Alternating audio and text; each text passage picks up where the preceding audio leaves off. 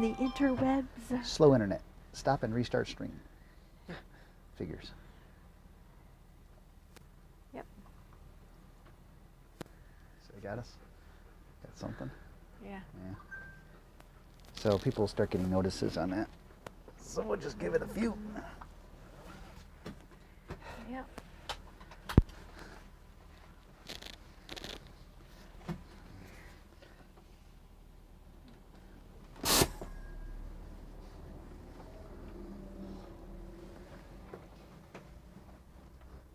How are the lug nuts? Good. I just had to tighten up a few of them, and that's about that. So everybody, hey, I'm David. I'm Brenda. We're from OutsideOurBubble.com, and we're just getting on I10 here eastbound from a rest stop we just took. And we've been traveling for a couple hours already this morning, and we have a really short entrance ramp. And we have another 2 hours and 50 minutes to go. Smile as we go by the checkpoint here for immigrations as they take our picture. There we go. And any case, the lighting here is not going to be that great right now because the sun is coming in at a very bad angle and we're in the shadows. We can't help the sun. We can't help the sun. But you are riding along today. For those of you who don't know, most of you do who are watching right now know who we are because you got alerted that we're live. So, surprise, we're live. We didn't tell anybody we were going live. We didn't know we were going live. But you're riding along in a 2014 Tiffin Allegro bus, model 45 LP. We are, hang on one second, please. Let me just, there we go. We are 45 feet long, and behind us, we are pulling our new Tesla Model X. That's right, you heard it right. We got our Tesla Model X, which means we are pulling a trailer behind us. We're pulling it on an Aluma trailer, a 18-foot trailer. It's all aluminum. It's a tilt trailer. Makes us a total of about 70 feet long going down the road.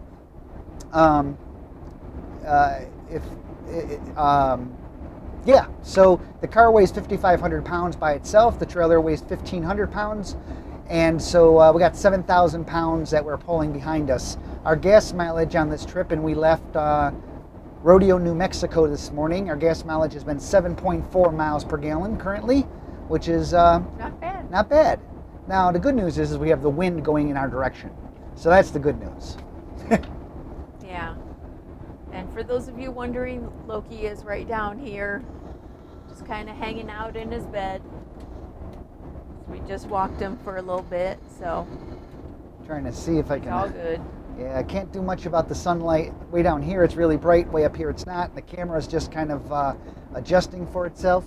The live chat window should be there for you guys. If you have any questions or you just care to say hello, please feel free. We're cruising along I-10 eastbound as mentioned at 70 miles per hour. The Aluma trailer with our Tesla on it is towing beautifully.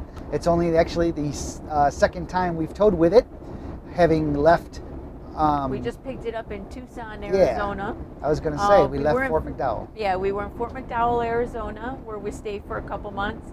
And we drove separately for 2 hours to Tucson, Arizona, where we picked up the trailer, got it all hooked up, got the car loaded, and then we drove another 2 hours to Rodeo, New Mexico, where we spent a few nights. Yep, hung out there, and we got caught in a haboob. Is that how Haboob. Haboob dust storm. Haboob. Or dust storm. So the Tesla is a little dirty, to say the least. Yeah, it's gonna happen. But so Michael Kidd is checking in. Hello. Mike Stout, hello from Kansas. Christopher C, hello. Robert from Jacksonville, Florida. We got Louis Martin from Montreal, Canada. Hello. Hey guys. Nina from Norway. Hello. Oh, Nina, I remember her. Larry and Cindy from Kansas. Great. Stephanie's checking in. Robert. Good. I mean, we didn't put this out before the hand that we were going live or anything. We decided that we were going to do that. We didn't go live. Somebody complained that we didn't drive live on our last drive. And that was because, as Brenda mentioned, she drove 2 hours without me. We stopped and picked up a trailer. We drove with a trailer for the first time. We had to stop every 25 miles to tighten the lug nuts. That's what they call for. Not that we have to do it now all the time, but in the beginning, every 25 miles for the first 100 miles, you got to tighten the lug nuts on the trailer. On a brand new trailer. On a brand new trailer. So, I mean, it just wasn't convenient to go live and deal with all of this during all of that. So, anyways. Plus our first time towing a trailer, you know, we wanted to make sure that we were fully concentrated and fully everything. And I have to say, in my head, it was going to be a much scarier task for some reason, but actually, it's been cake. I mean, it really has been cake. I kind of chuckled because Stephanie said, "Are you saying Tesla?" Tesla. Yes, we bought a Tesla Model X, picked it up in December, and have been loving it. Driving it around for a while, but yeah, we had ordered this trailer when we were in Texas back in October. We ordered it, I think, and we knew that we weren't going to be in Texas to pick it up, and luckily they had a what do you call it, like a sister site or something? Oh no, another store. Oh, it's actually another store. Okay, so they had another location in Tucson, Arizona, and we knew we go right by there. So we ordered it and paid for it in Texas and picked it up in Tucson. On the way back with our Tesla, which we picked up in Arizona. Yes. And Michael Kidd is online with us right now. He actually, we're able to do the Tesla living full-time on with a motor coach because, which we'll be documenting very soon for you all, but using a Wi-Fi amp meter and a Wi-Fi EV charger, a full level 2 charging system, and some nifty software that Michael wrote in Node-RED and MQTT, we're able to charge our Tesla off the same 50 amp pedestal that the motor coach is plugged in. The motor coach takes priority in power, with the Tesla getting whatever's left over. So blog post and video to come soon. That's right. That's right. Very, very, very true.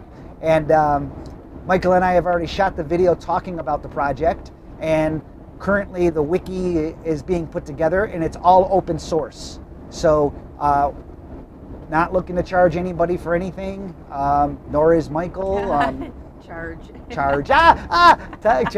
That's good. That's good. Good. So yeah. So anyways, if you ever wanted an EV, doesn't have to be a Tesla. It can be any of the EVs that are currently out or coming out from all the manufacturers. Everybody's trying to play catch up right now to Tesla. But Tesla's better. Tesla's better. Tesla's killing the market right now. Totally killing the market. And manufacturers are now jumping on the bandwagon as fast as they can, but they're nowhere close to what Tesla can do right now. I mean, they'll have EVs for sure, and there are some EVs out there, but nothing like the Tesla. Well, and since the technology is out there, they're gonna catch up. Well, they're gonna catch up because they got the money. Yes. They got all the oil money. But Tesla right now is killing it. They broke $900 a share. So yeah, and they're stuck. Yeah. So they're actually doing really, really well, and building more factories and stuff like that. So you know, they got a bad, you know, you can see all the bad press on Tesla only because Major Oil is behind all that bad press. It's just because they don't want EVs. You're not buying gas. You're not using oil. You're not. Anyways, so whenever anything ever happens, there's an accident with a Tesla, better make national news somehow. So the safest car on the market, period, by the NADA, or the testing just released vehicle on the road. SUV vehicle. SUV. Yes. Yep. It actually was the first time any SUV vehicle, subcategories, the highest ratings. Yeah. Stephanie wants to know when we're coming back to Burleson. They're moving into Jellystone in May. Well, in May, actually in April, we will be back in New York. We are going to be back at the Jellystone in Burleson In a couple weeks. Possibly, unless we stay longer in Fredericksburg. Yeah, right now in Fredericksburg we're scheduled for a week, but we think we might do 2, just because we love the area and everything. We'll see. So we'll see. We'll see. I mean, if we have decent weather and stuff and we can get out and explore a little bit, like a little bit every day, then we may not want to do 2 weeks. We'll see. Yeah. That's why we make our plans in Jello, you know. But if you ever wanted to, if you ever thought about if you ever wanted an EV and you live on the road and you're like, oh, I can't do it, you know, we live on the road, blah, blah, blah, you'll be able to do so. Yeah. You'll be able to do so. Hello, Latada. Tada's checking in from North Carolina. Says, so nice to spend time with you today. Let's get caught up. Daryl Miller 71 says, when you're on top, someone is always trying to bring you down. That's Talking true. about Tesla. Yeah, that's true. Yeah, they've been after Tesla for a long time, but now they're, like I said, they're just crushing the market. To the point that Michigan and Detroit, but Michigan, the entire state, would not allow Tesla to sell or deliver in Michigan because of big oil and all the auto manufacturers. Car manufacturers. Yeah. And it was just in the news recently, last few days, that Tesla, I think, sued them, saying, look, you can't do that. And they won. Yep. And they actually are going to be able to have a service center there and do deliveries in Michigan now. And not only that, Texas, big oil company, Yeah. never was Tesla friendly. Well, guess what? Tesla's building a gigawatt factory in Texas. They're talking about They're it. talking about building one in Yes. Texas. And they're talking about building the Cybertruck there. Yep. Because The number the truck one is the Texas is the number one selling state for a pickup truck. trucks. Yeah. Surprise, surprise. Yeah. I was gonna say that's yeah. So they're looking to possibly build the Cybertruck in Texas. Yeah. Yeah, that would be neat. Christopher C says it's pouring where they live. Oh, Corey's checking in. Hello, David and Brenda. Hello, I'm Corey. watching you guys as I work my new remote job from home. Hey! Yay. James wants to know, will your EV RV charging system work on a 30 amp pedestal? Michael, can you answer that question on the chat session? It should. It just won't be a level 2 charging system. Which it should. It just basically what we're doing is we're metering leg 1 and leg 2, but on a 30 amp circuit, there is really not a leg 1, leg 2. They're identical. So I'm not sure how that would work. But yeah, I'm not sure how that would work. That's a good question. I never thought of it because I wouldn't think, understand if you're asking about a 30 amp, it's probably if you're talking about 30 amp connected to your motorhome, then it means you have a smaller motorhome. You don't want, you're in an older park that only has 30 amps. Yeah, well, yeah, but we don't go to parks like that for the most part. I mean, I'm just saying. Yeah, it's true. Some people do. I can charge it off the generator.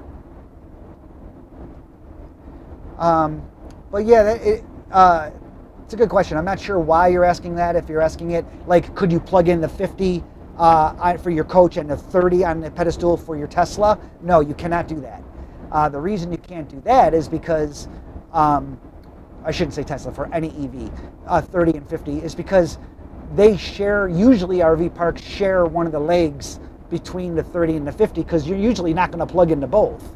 Now there is a 110 you can plug into, but level 1 charging like that just takes a very long time. Michael says, yes, sure will. It'll just be slower. I have provisions for that in the config interface. That is true. I should have thought of that. There is a setting in there for shore power setting. I forgot about that, Michael, where you can set what shore power you're currently connected to, not only amp-wise, but voltage-wise. Rich is checking in. Good morning. Love your new Tesla and trailer. Sorry we missed seeing it in person when we visited in December. Safe travels. Jeffrey's checking in. Christopher C says, do you guys charge it as you're driving? No, I get that question a lot. Yeah, no, Teslas or any EV cannot be flat towed. They have to be on a trailer. So it's actually sitting on the trailer right now. In order to charge it on the trailer, I'd have to run a line back there and everything, and that's probably not the best idea. And I wouldn't have any real power to charge it. I mean, so no, I can't do that. You really don't want to flat, even if people say you can flat tow it and it will charge the batteries as you're flat towing it. Tesla does not recommend that.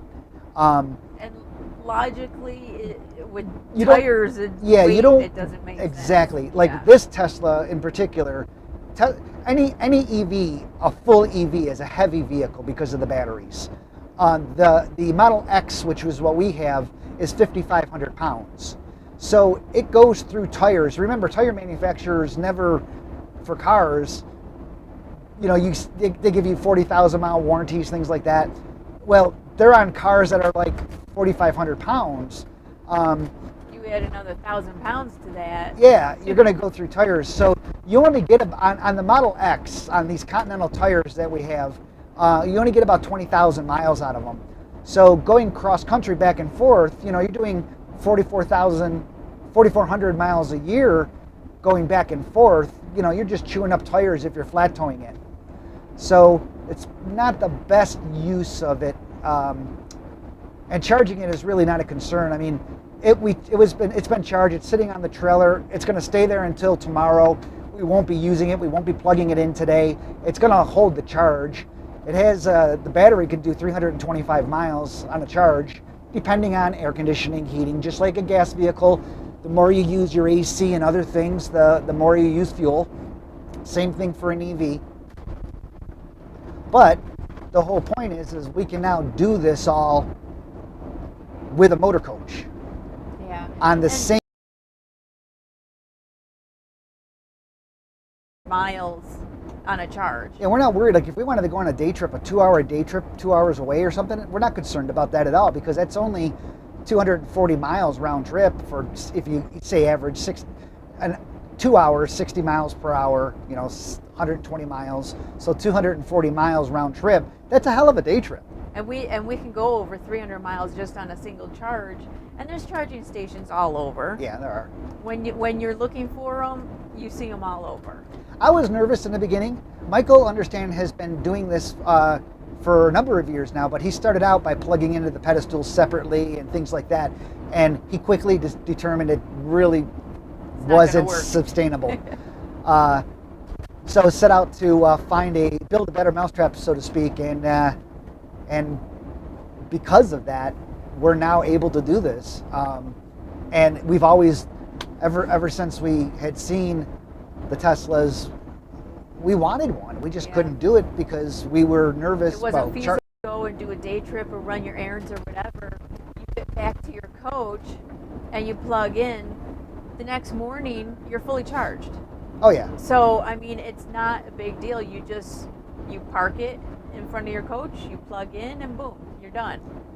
And it's fully charged for the next day. No more stopping at gas stations, no more oil changes, no more nothing. Understand, we did a very elegant install. We came off of our transfer switch and I put in a 50 amp outlet right in the generator bay. So the EVSE charger plugs into that, and that which is what charges the car. So it's really elegant. So all you see is plug coming out of the pedestal going to the motor coach like normal, and then coming out of the front of the motor coach generator bay, you see a cord that plugs into the car. Yeah. Daryl Miller 71 says, has Tiffin made any changes you might like, and can you see an electric coach coming soon? Electric coach would be nice. Electric coach would be nice. I can't see it coming anytime soon. Coach manufacturers in general are way too far behind as it is. Yeah. Heck, they don't even put in programmable climate control, which has been around for ages. Well, we did, thanks to Michael and a little blog that's online. Little thing, yeah. So I don't see coach manufacturer is doing it anytime soon. Can it be done? Sure, it could be done. It's going to be as heavy as sin, though. It's going to be a lot of battery power. Batteries, and not to mention, they do already have, and you already could do it,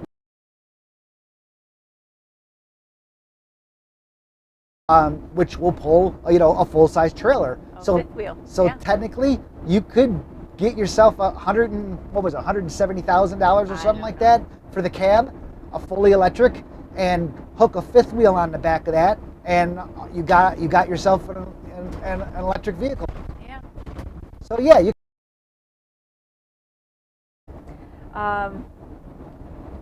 RNRV Chronicles says Katie and I were pleased to meet you guys the other day. Hey guys! Be safe, and maybe we'll see you guys in New York this summer. Thanks for coming out to visit us at the restaurant with Notes from Neptune. Yeah.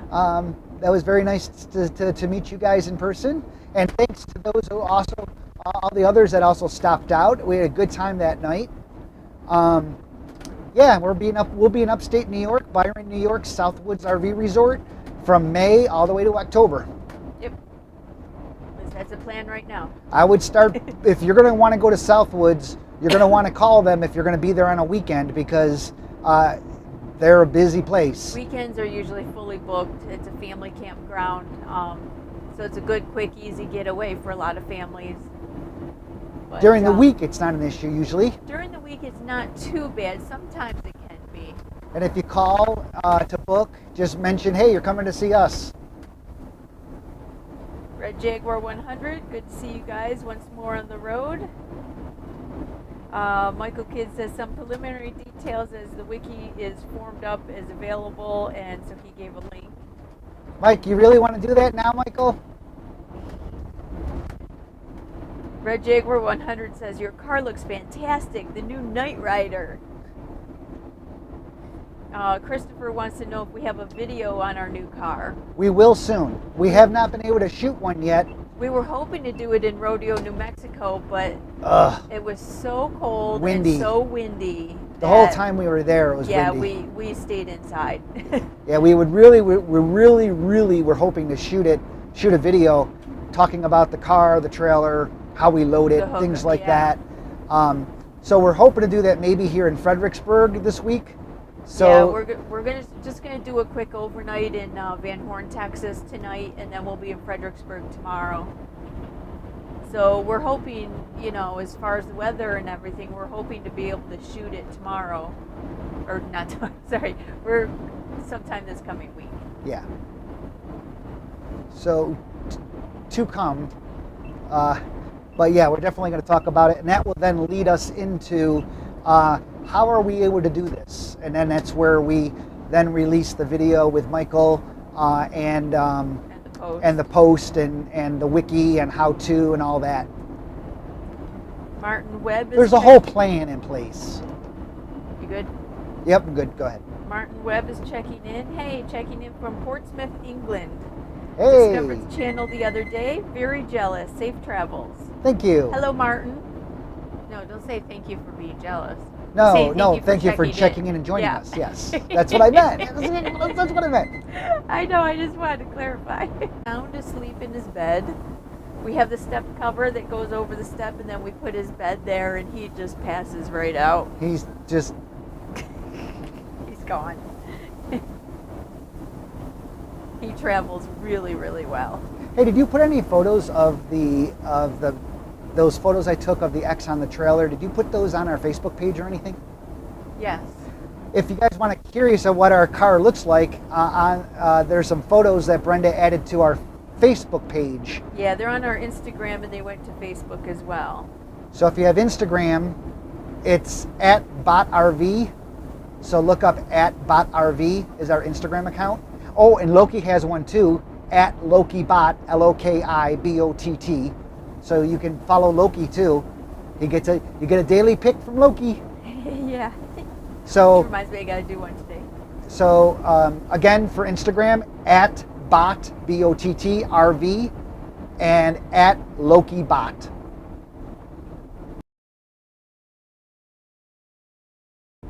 And Twilight. In the Twilight at Rodeo, New Mexico. And then there's some car pictures when we drove through the mountains. national forest up there in the mountains. Remember to click subscribe. Oh, on YouTube, click subscribe if you're not a subscriber. And thank you for doing so. If you click the little bell icon, you'll be alerted whenever we go live. Stephen Hall. Oh, somebody says frozen video. I just checked and I'm streaming. Just reload your page. We might have just gone through a dead zone and maybe it froze up, so just reload your page. Although he can't hear us. He can't hear us. Type it in the chat. Yeah. Here's a question for you. Stephen Hall wants to know, given you will now be drawing significantly more electricity at the RV park, costing the park more money, don't you expect the park to raise your daily park fee or monthly fee? The electric is not free. No, I do not. I'm already paying for electric. We're already paying. We pay for 50 amp service. We're not going over 50 amps. Heck, we're not even going over 40 amps. Yeah. And now you have to remember a 50 amp breaker. Maybe he missed how we're charging it, love. He could have. I don't know. Anyways, no, we do not think that we're already paying for the use of the electric, no matter how much we use. It's already built into the cost. We're charging the Tesla off of the same 50 amp pedestal, off of the same 50 amps as the coach, power managing between the two. Yeah, so if the coach is using 10 amps of power, the charger can use 30. If the coach is using 30 amps of power, the charger can use 10. Now notice that only totals 40, not 50.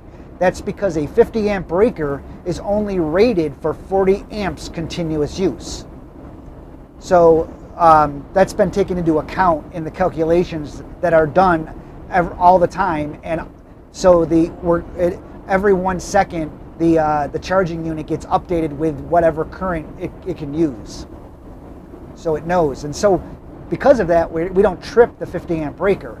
But be under no disregard, we're paying. I mean, we're paying for 50 amp service.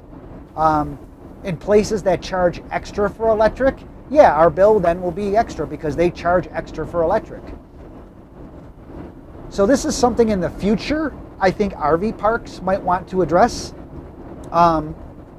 Because more people, especially after we release this stuff, more people will be possibly looking to bring our EVs with them.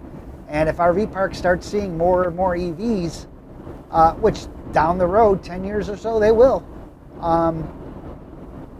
then they're going to have to address that on their own. Red Jaguar 100 says, tell David, thanks for the Wi-Fi advice. I hooked my jetpack right to the dentist and works great. Right to the dentist? Right to the dentist. I think that auto-corrected. I don't know what he meant. We boost. Okay, there it is. Okay. Do you mean you put it right next to the you put your jetpack right next to the WeBoost antenna? Can you hit the recycle air? We're going through the dairy farms. The recycle was on, love. Oh, was it? Yeah, you're gonna smell it. Oh.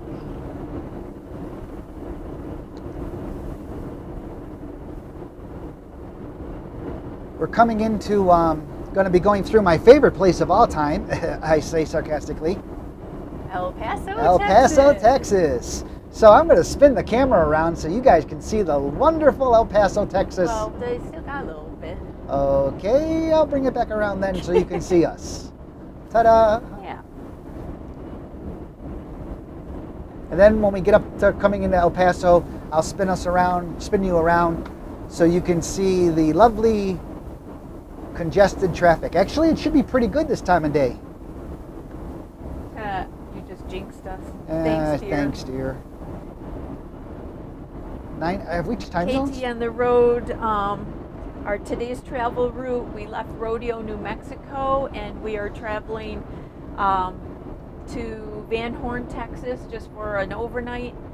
And then tomorrow we'll be traveling from Van Horn to Fredericksburg, Texas, where we'll be staying for a week, possibly 2.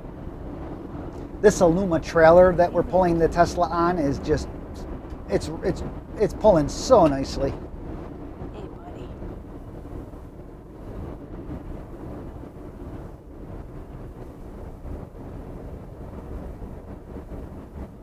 Okay. Hi, there you are. Sorry. And yes, if we get to a place that, you know, we can't have the trailer with the RV because we have to do a back in or something, yeah, that becomes an issue, but you just gotta plan accordingly.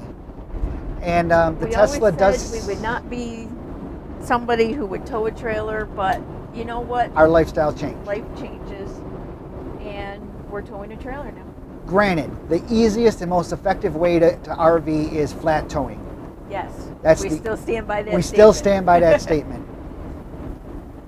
Because we can hook and unhook our car in 3 minutes or less.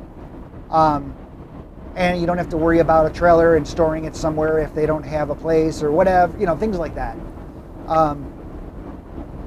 The good news on our trailer, it's only 18 feet long. It's a tilt trailer. It's aluminum. We can push it around, literally.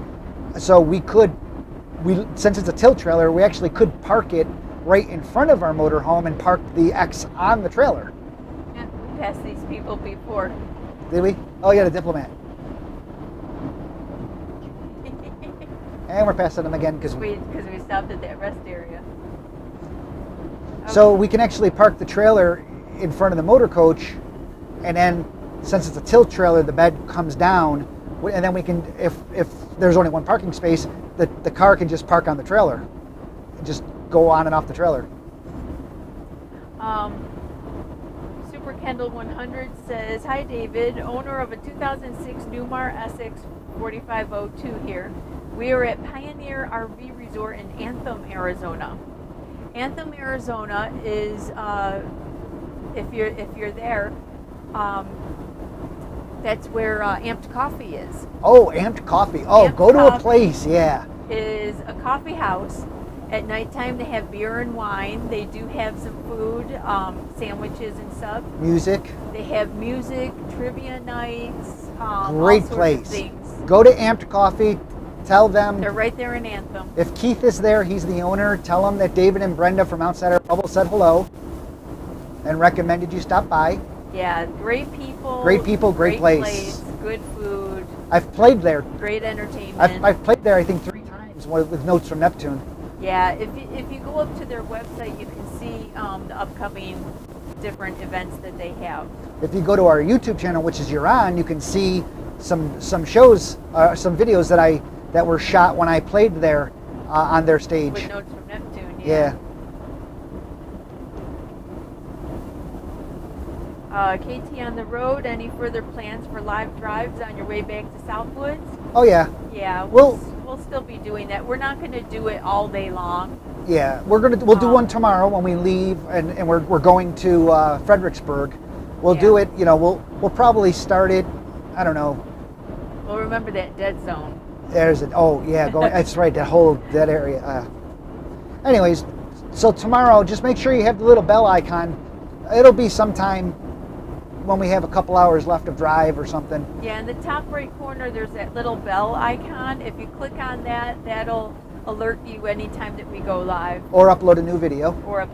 Which we don't do a lot of. Yeah. Sorry about that. People have been complaining that we don't post a lot. Got to remember, we don't do this for a living. We do it to help others. Other bloggers, and now there's thousands of RV bloggers. Yeah. They do it they do it to make money. That's how they're doing it, to live on the road. A lot of them are doing it to make money. And we don't do this to make money. We don't do this to earn a living. We only post about things that we think are useful or informative, and we try to help other RVers. Other bloggers, like I said, lots of them now, they post lots of content all the time. Just, I don't know, just doesn't make sense. How can you talk about that much stuff? And Scott says, with our trailer, and now we can back up, right? Yes, now we can back up. Yes, we can. Yes, we can. KT on the road. Fredericksburg, Texas. We love it there. Might get there again next year. We love it too. We try and get there at least once a year. We tried to get there on our way out west, but the timing just didn't work out, and we're like, well, let's hit it on our way back east. So that's what we're doing. Hey, you had said earlier Michael posted the link. Did you have to approve the link? No. I wonder if I gave him admin privileges or something in the past. What? Our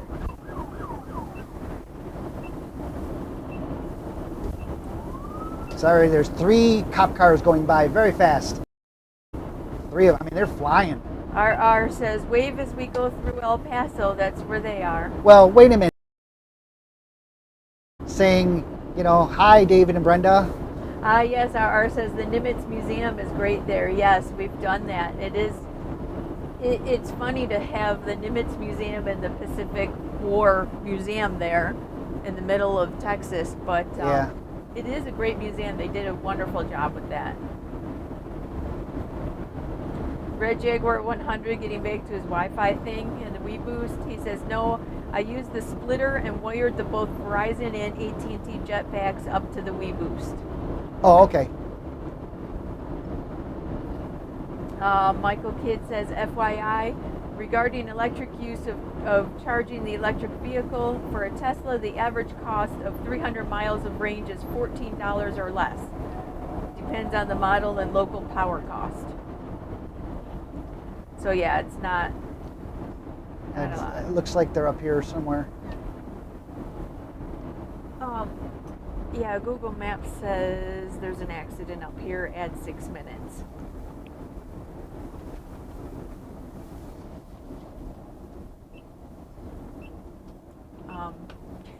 Yeah. They're at a stop, Loaf. I see that. Okay. I was warning the person behind me. Okay. All those cop cars are going up on that side of the road. Yeah.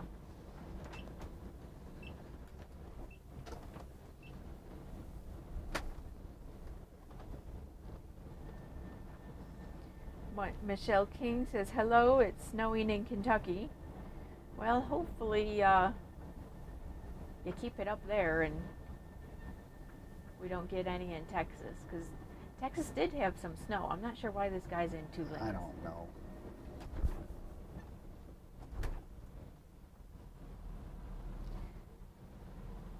Richard Howell, can you mention again your Instagram and or Facebook page address? Facebook, it's actually, most of the information that we do on Facebook is on my name, so Brenda Bott. Just look for that and you'll see our lovely faces up there. We do have an Outside Our Bubble Facebook page, but that basically just, our blog posts just basically go there. The Instagram is at BottRV. BOTT. RV. And then Loki has his own Facebook page. No, Instagram. Instagram page.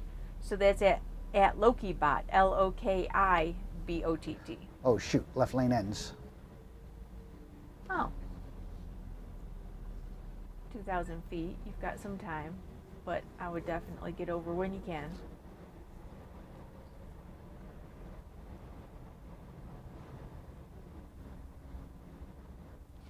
Tracy says, it's so nice to see those beautiful blue skies out your window. It is blue skies, but let's see. My phone right now says the temperature is 49 degrees Fahrenheit. So not too bad, not terrible.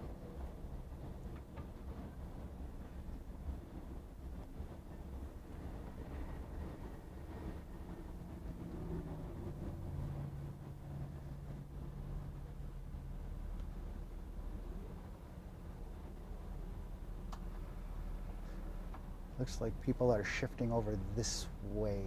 Yeah, but this lane ends. I know, but They are. They I are. see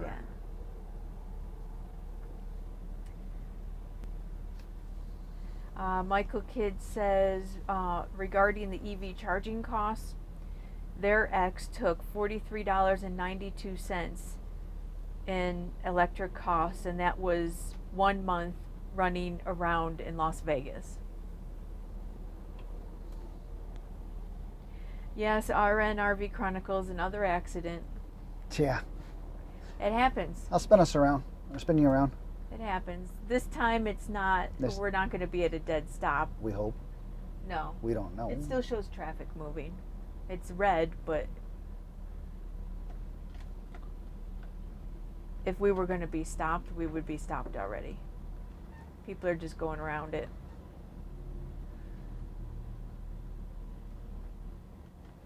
Red Jaguar 100 says, also, thank you guys. I saved $52 on my last fuel fill up using the Magic Fuel Card. Magic. Were you doing a thumbs up to someone? I was the truck driver. Oh. That's what I thought, but then... Well, he's not putting his directional on, so... Yeah. The other truck driver is, though.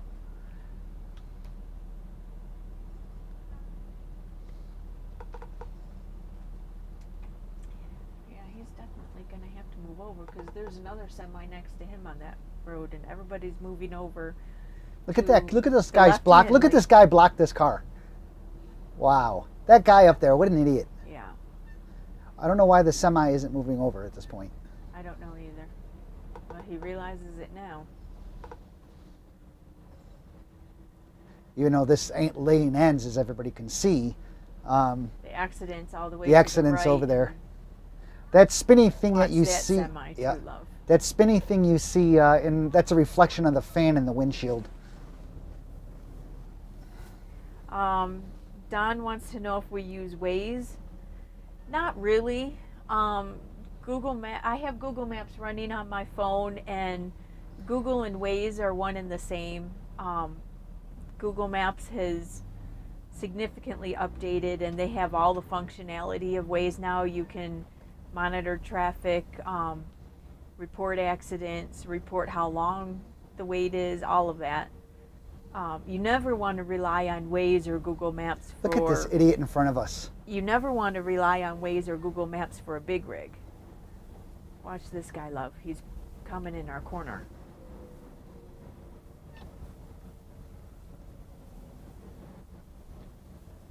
This was somebody probably got hit and created an accident when they were merging, is my guess, because the merge is right here. Lots of vehicles. Yeah. I'm trying not to get all the way over because that's where all the road debris is, and I don't want to pick up a nail or something. Yeah. So I'm going to try to stay to the right as best I can, because the further you go to the left, the more road debris that's there.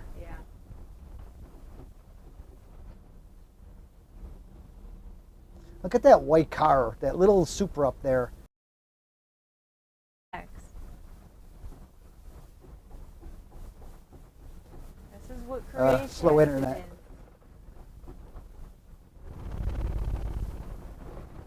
It's okay, Luke. It's okay. It's okay. It's okay. Accident scene. Yeah. Careful, buddy. Good. And here's, let's see, the semi looks like it was involved.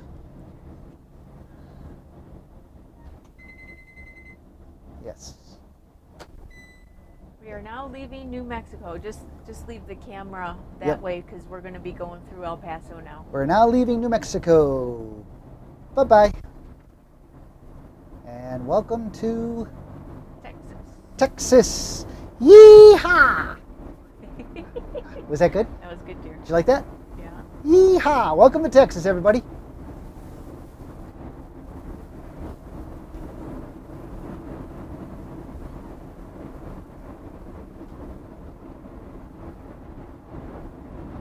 Yeah, so there was another accident that happens. You're going to be traveling for hours at a time on the interstates. You're going to come across accidents. The one when we were going into the Phoenix area, though, on I10 westbound, that was definitely different because we were stopped, parked on the highway for 2.5 hours. Literally stopped.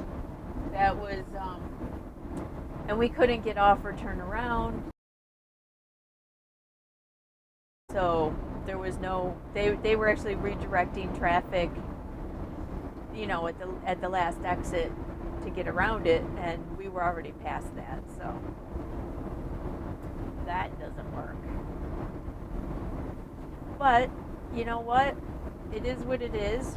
You're in a motorhome, you've got a bathroom, you've got food, you're in a parking lot basically on the highway. You can get out and stretch your legs, which everybody was doing.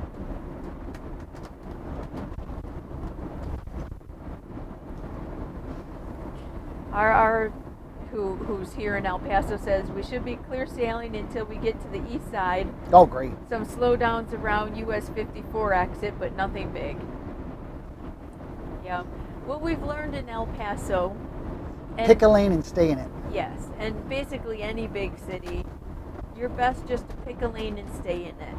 Let people go around you, doesn't matter. Just stay safe. Travel at what you're comfortable with, because in El Paso there's always construction too. There used Every to time be, yeah. there's always construction. So just pick a lane and stay with it. Joseph Connor, we're headed to Rockport, Texas on Sunday. Where are we headed? Tomorrow we will be in Fredericksburg, Texas for a week, possibly 2. Right now, today, we're going to stop in Van Horn, Texas for the night.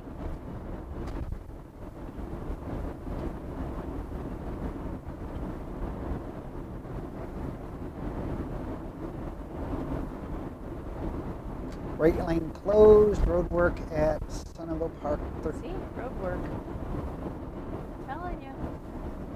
And we're just on the outskirts of El Paso. Yeah, we're on the outskirts. Those mountains up there, we go around those, and there we are.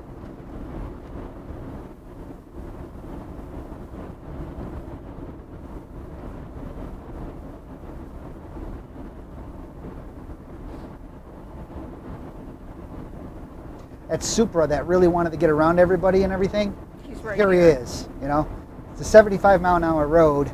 I'm currently doing 67, and I'm catching him. This is the guy that was trying to get around people. Yeah.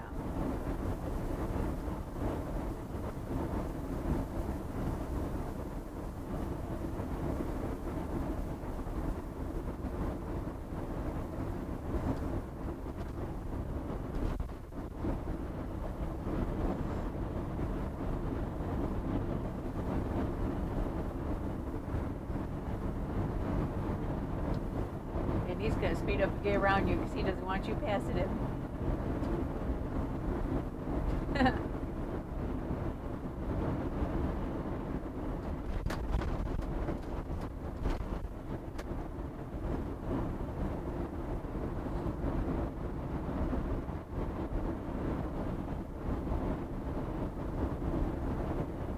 Joseph Connor says they'll be in Rockport Monday afternoon at the Blue Lagoon Resort.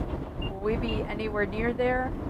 I don't believe so. I'm not familiar with where Rockport is, but Fredericksburg is in the Texas Hill Country, just west of Austin, Texas.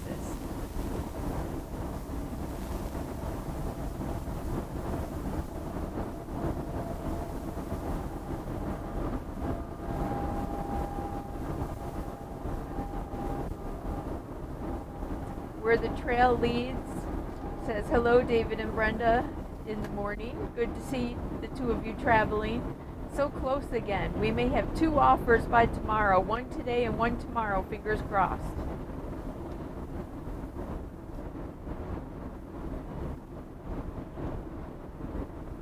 They're selling their house, going full time, remember? That's right. Yep. Sorry. So many people, so many stories.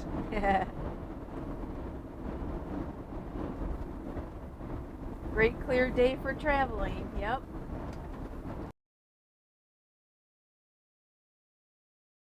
They're easier on the eyes, but hey, it's not raining, it's not snowing, and it's not windy. I'll take it. Home Run says, my favorite traveling roadshow is on. Greetings from Half Moon, New York.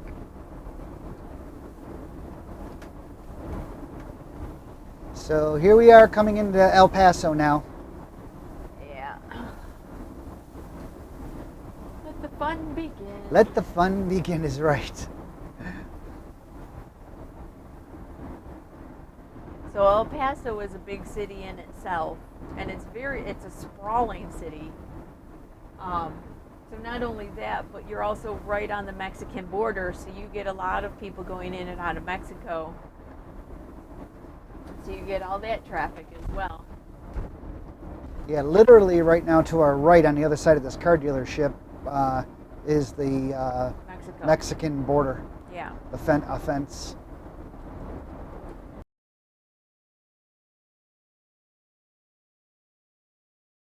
Corpus Christi on the Gulf Coast. Sorry, we'll miss you. Yep. We actually have not been down in that area, but we do plan on it someday. Brian, hello. Just joined for a quick glance while at work on lunch. Safe travels.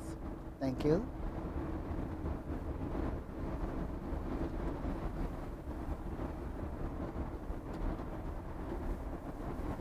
Randy, real quick, we are heading today to Van Horn, Texas. Tomorrow we will be in Fredericksburg, Texas for a week. Hector, what data plan are you guys on? Hours of live video must use a lot of it. It does. That's a David question. I can explain a little bit, but David explains it better. Well, we actually have 4 AT&T unlimited data plans and 1 Verizon unlimited data plan. Just one? I thought we had 2. What? No, no, I'm thinking of your phone.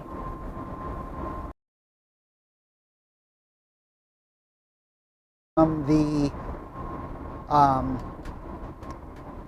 Mobley plans that they had a while back, which are still active. So, and then 2 of them are Togo plans, which are only good for next year. Till next January, they'll expire, but they're good for unlimited data until then. And then my Verizon is an original one from 2011, which they haven't yet turned off. Knock on wood, don't jinx us. I'm anticipating them to do so at some point. Verizon's starting to they're trying to get rid of all their data plans, all their unlimited plans. Yeah. Sooner or later, we'll probably get a disconnect notice. And then I'll look to change plans altogether.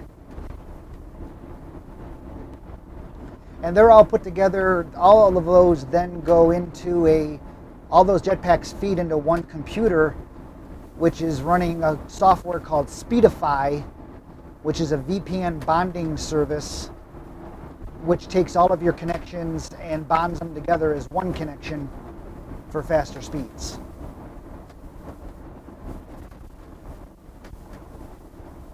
Yeah, what he said. David did do a video on the VPN bonding. If you look at our channel, you can find that. And he goes into more depth in how it works. Yeah, RR says 750,000 people in El Paso, 1.3 million next door in Mexico. Yeah. AKA busy place. Yeah. And it's packed. It's like everything is right on top of each other. So Hector Rodriguez says, I just heard AT&T Togo Unlimited will be over this month. No, they've already stopped offering the plan on the 15th of January. Last month. Yeah. You can, as of the 15th of January last month, you can no longer buy the plan. You can buy other data plans, but not unlimited. That was the whole draw of the Togo product, was the unlimited data plan at $30 a month. And so you had to buy the Togo unit, the Togo Wi-Fi LTE unit. You had to buy that in order to qualify for the $30 a month plan. And then once all these people bought it, then they said, oh, we're canceling the plan. Well, thanks. We just had to spend $400 on hardware, and now we can no longer get our unlimited plan, which is the reason we bought the hardware.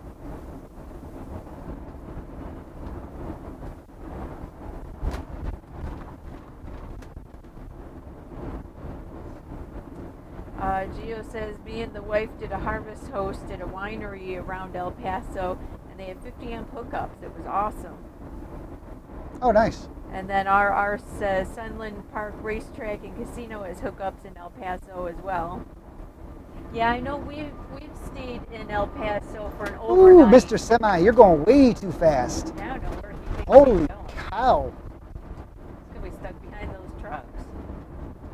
Okay, I got to move over one lane because I know this is the lane. That's the lane I want to be in. We have stayed on the west side of El Paso. There's a KOA that's behind a Camping World before it gets really congested here. And we've stayed there for an overnight. And that's not a bad, place to stay, quick overnight stay. Certainly nothing I would stay, a week and explore the area. It's just basically a big gravel parking area. If I remember right, I'm in the correct lane now. This lane will take me all the way through El Paso without having to change lanes.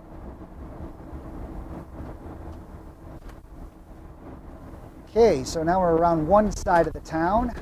Now we're going to get to the heart of the town up here, the heart of El Paso. Night 360 says hello, hope you're doing well. By the way, Night 360 is me, Chris Blount.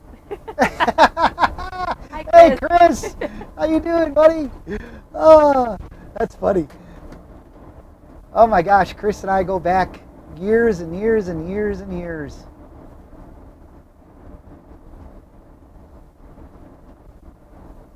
In the AV world,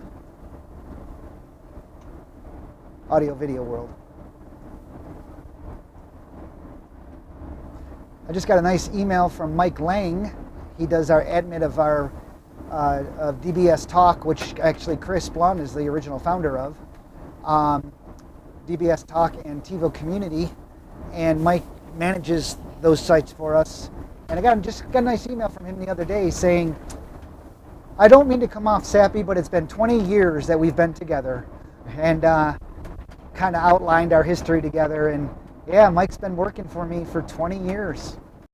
Forum.com to DBS Talk, to, well, AVS Forum, TiVo Community, and then DBS Talk.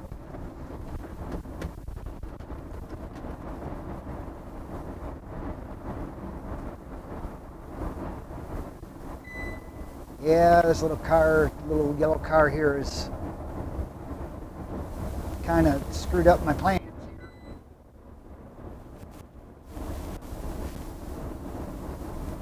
Hector says, did I hear you guys correctly about you guys pulling a trailer with a Tesla X on it? Yes, you did. Yes, you did. We ordered the Tesla in October in Texas, when we were in Texas. Picked it up in Scottsdale, Arizona in December, because we knew we would be there for a couple months. And then when we just left that area on Monday, we drove 2 hours separately to Tucson, Arizona, where we picked up the trailer that we had ordered also back in October, and loaded up the trailer. And yes, now we have a Tesla Model X on a trailer towing behind us. And we've gotten some people going by us that gave us thumbs up. And I don't know if it was for the Tesla or the motor coach. Not sure which. The Tesla's Or been maybe all... they just know us. Yeah, maybe they just know us. Yeah. The Tesla's been all detailed out and everything and wrapped in a paint protection film, a satin paint protection film. So it gives it that futuristic look of, it's a gunmetal color, but it's satin look. Yeah, it's not the matte. It's not a glossy. It's not the matte wrap it's not that you matte. see, some cars have that just look dull. It's actually a satin that's got a little sheen to it. But it offsets it. And all the chrome was chrome deleted, black. Mexico people. And They're and all then right there. so all the chrome was removed, and well, not removed, but covered over film, and the tail lights were tinted, and the windows were all tinted. Ceramic coated. Oh, and the whole vehicle on top of all of Detailing. A little bit. We could have gone two ways. We could have done an enclosed trailer or an open trailer, and the price difference was pretty significant. And for us, the open trailer made more sense because, like, say at Southwoods, we sit for 6 months, and the trailer is just going to be sitting in the storage lot. Then you're going to get other places like Eagle View RV Resort. We sit for 2 months. So our traveling has changed where we're not constantly traveling all the time. The open trailer is easier for us also to get in and out, or load it up, I should say. But the enclosed trailer, for the price difference, it's just going to sit. Well, our trailer was $10,000 for a 10,000 pound trailer capacity weight, because the car is 5,500 pounds by itself. And so we had to go with a dual axle. So dual axle, larger axles. But anyways, so that was like $10,000 versus an enclosed trailer was about $25,000. Yeah. So we basically. Well, by the way, we're going through the city now of El Paso. We're still going through El Paso. By the way, so we basically just put that extra money into the detailing of the car, which will protect it as we're driving around too. Yeah, two things. One is we knew we had to protect the vehicle because paint chips and everything are a big thing on Teslas for some reason. Well, and just looking at our Jeep over the years. And then looking at our Jeep over the years, yeah, we wanted to protect the value of this vehicle for sure. So we put the money into the protection and the look of the vehicle. And this open trailer that we have does have a giant rock guard in the front. Yes, it does. So it's got a huge barrier also. It's not just flat. It's an all aluminum trailer. It's a tilt trailer. Really easy to load and unload. There will be a blog post and video coming soon on that. We were hoping to do it when we were in Rodeo, New Mexico, but the weather was just not cooperating. So we're hoping to do it when we're in Fredericksburg, because I know we have quite a few people waiting for it. Yeah. We've actually, when we were in Fort McDowell at Eagle View RV Resort, we had a total of 6 people. I believe it was 6. I know it was 6, if not 8, but I believe it was 6. Ask us how we were doing. First, is that a Tesla? Yes, it says Tesla on the back. But how are you charging that? And they were really excited to hear that, because they said they always wanted an electric vehicle. Crash at mile 25, right 2 lanes closed. Great. Another crash. Right lane closed. So they were really excited too, because they'll be able to do that at some point.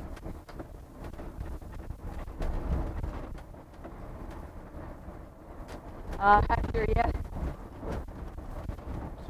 Hector says, now you guys need to put solar panels on top of the trailer and charge the Tesla while driving down the road. No.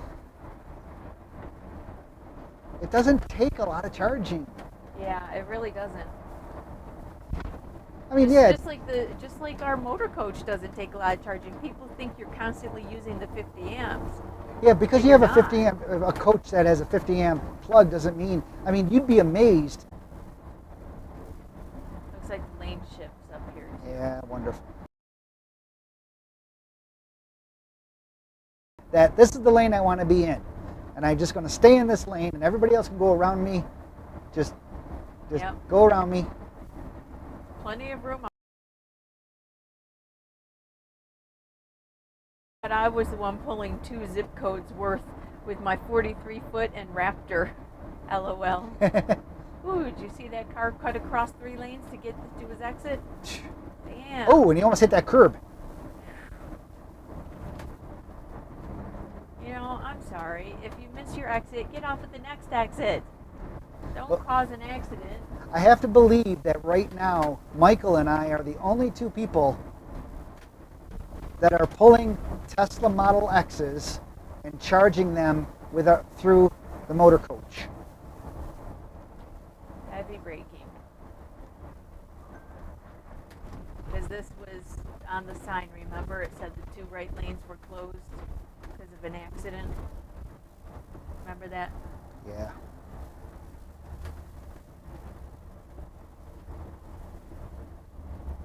Another accident. Another accident. Usually we get through El Paso. It's just a lot of traffic, but oh well. Today just seems to be a bad day for accidents. By the way, I'm currently averaging 7.7 miles per gallon. Yoo-hoo!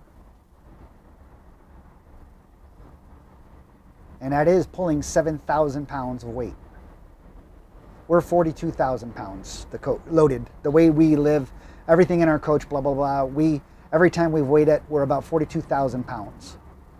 And when we've weighed our coach, that was with full fuel, full water, just to see where we were.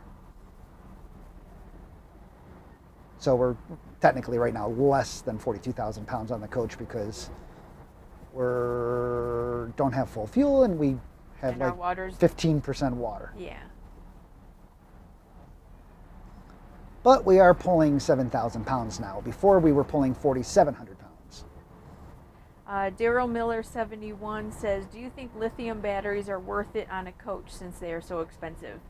It depends on how often you dry camp. If you don't dry camp, if you're plugged in all the time, power, because even when you're driving your coach, you're using the power off. So it all depends. If you're dry camping a lot, then lithium batteries are definitely worth the money. If you're not, we have. We actually had them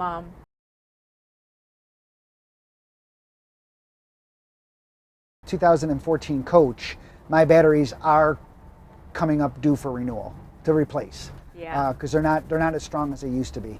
Again, though, we don't dry camp a lot, so it's not a major concern. But I will probably, just because of the tech and the techie person, blah blah blah. This does not look like fun. By the way, this traffic jam. I'll probably end up putting lithiums in. Not that we need them again. We don't have lithiums, dear. No, I will probably put lithiums in. Oh, the way you said it, I'll probably put.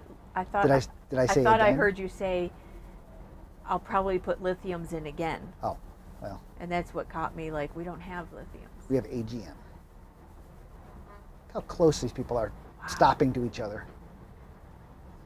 Well, just make sure you give them room because they obviously are not giving Paying others attention. room. These people are dumb. D-U-M. D-U-M dumb. That's right, D-U-M dumb. They don't even deserve the last B at the end. That's how dumb they are. D-U-M dumb.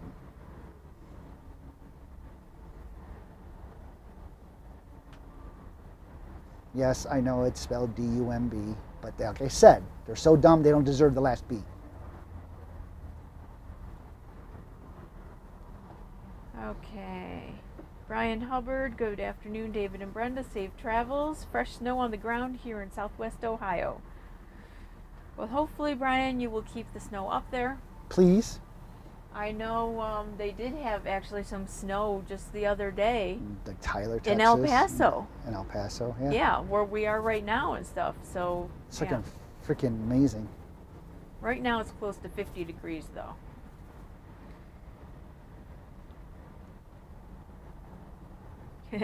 Steve Vance says, so the take I got on that is at 6 degrees uphill grade, Brenda just gets out and walks saying, I'll meet you at the top. Isn't this fun? Yay! Yay! Okay, everybody, let's do a sing-along. Row, row, row your boat. Okay, you start. That.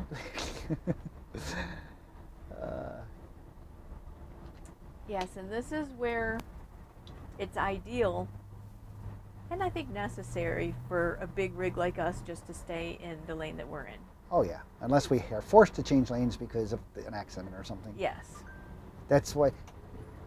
Yeah.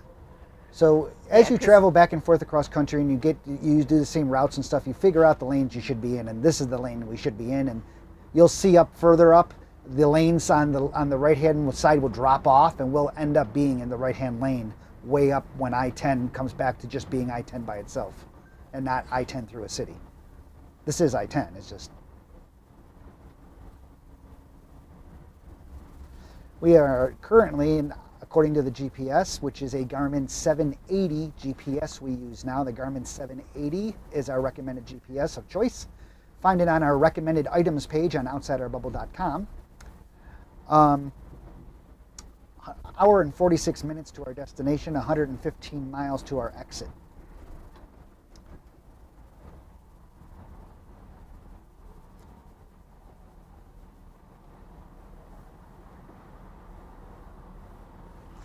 Oh, lovely, lovely, lovely, lovely, lovely. Not.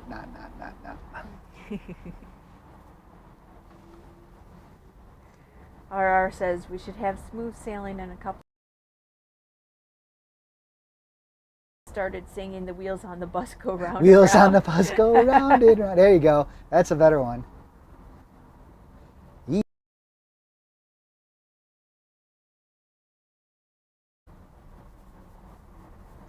We'll do that. We'll broadcast the Bot Lot Camp Jams. We have to figure out the date that we're going to be doing it.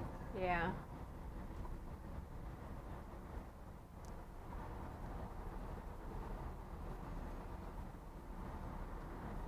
Eastbound down.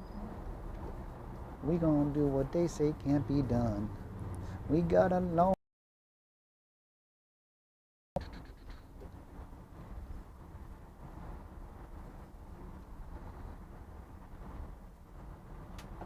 Well, there's the flashing lights. Hi, Chris. I did just check David's email. Check your email.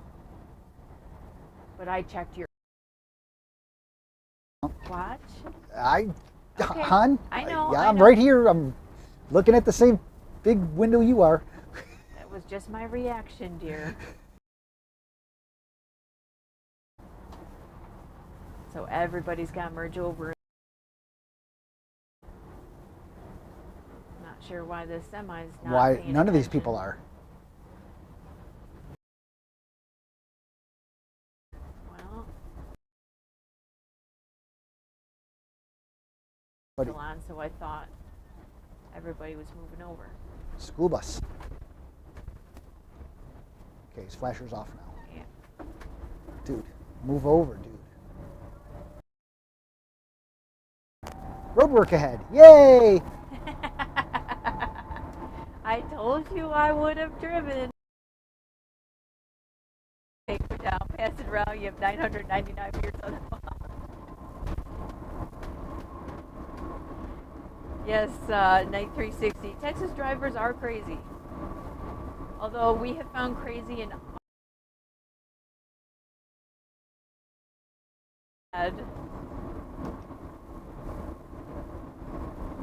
I think the more congestion you have, the more road rage you have. Therefore, Yeah. the worse, more bad driving. I tell you, I don't not mind being in heavy traffic or anything in a Tesla because No. we just put it in auto drive and it deals with it on its own. Speeds up, slows down. Speeds up, slows down. Changes lanes if needs be. Don't worry about a thing. I mean, we just sit there and kind of relax and let the car, stay with traffic, even though the traffic's congested. It does an amazing job at it. This trucker's life says crazy has hometown in Miami. So yes, Miami is also a very crazy town. Hey, buddy. We'll stop at the next rest stop, buddy. I think he's just getting annoyed at the starting and stopping and the bumps in the road. It's harder to get a nice peaceful sleep when you get woken up with a pothole. Yeah, or Mr. Loki decided, we said that we were going to leave. When Loki gets us up in the morning, we'll just get up and we'll do his thing and we'll leave. Because we were all set, ready to go. And Well, he's been getting us up around 7:30. yeah, about 7:30. Sounds about good, that's good. Not No, bad. this morning, 10 minutes to 6.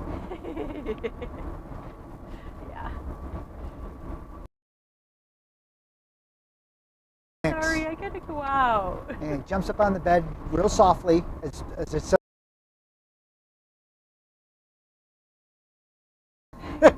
so gently, and then plops over sideways, upside down. This And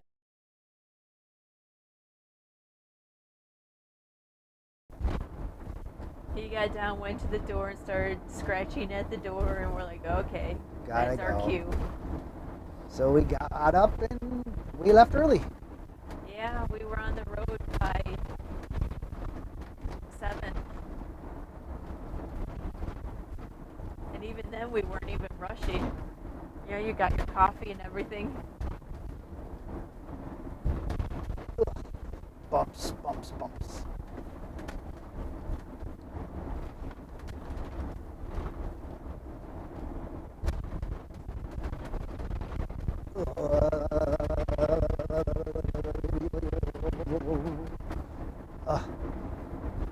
I wish I can move over one lane, but I'm not going to. Jim S. says, was your front dash cam out on outside our bubble down for a while? Yes. I see the camera today, but recently when I was at your website, I couldn't find it. Yes. I had turned it off because we installed a MagnaShade windshield On the front of the front, windshield. which is a Sunshade. sunshade, and it goes on the outside of the windshield. And because of that, you can't really see very well out With the camera. with the camera. So for a while, I turned it off, and then I got a lot of emails, Yeah. more than I thought I would get actually. So I ended up turning it back on, even though I still put up, even though when I put the MagnaShade up, you're looking through, you know, a screen. The screen.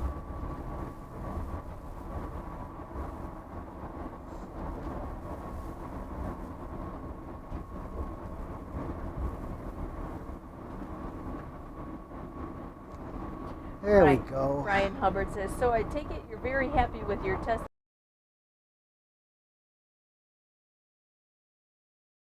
See, the Tesla Model X, the one thing about that car is they don't make a lot of those because they're expensive. It's their highest price vehicle. Their Model S and their 3 are very popular.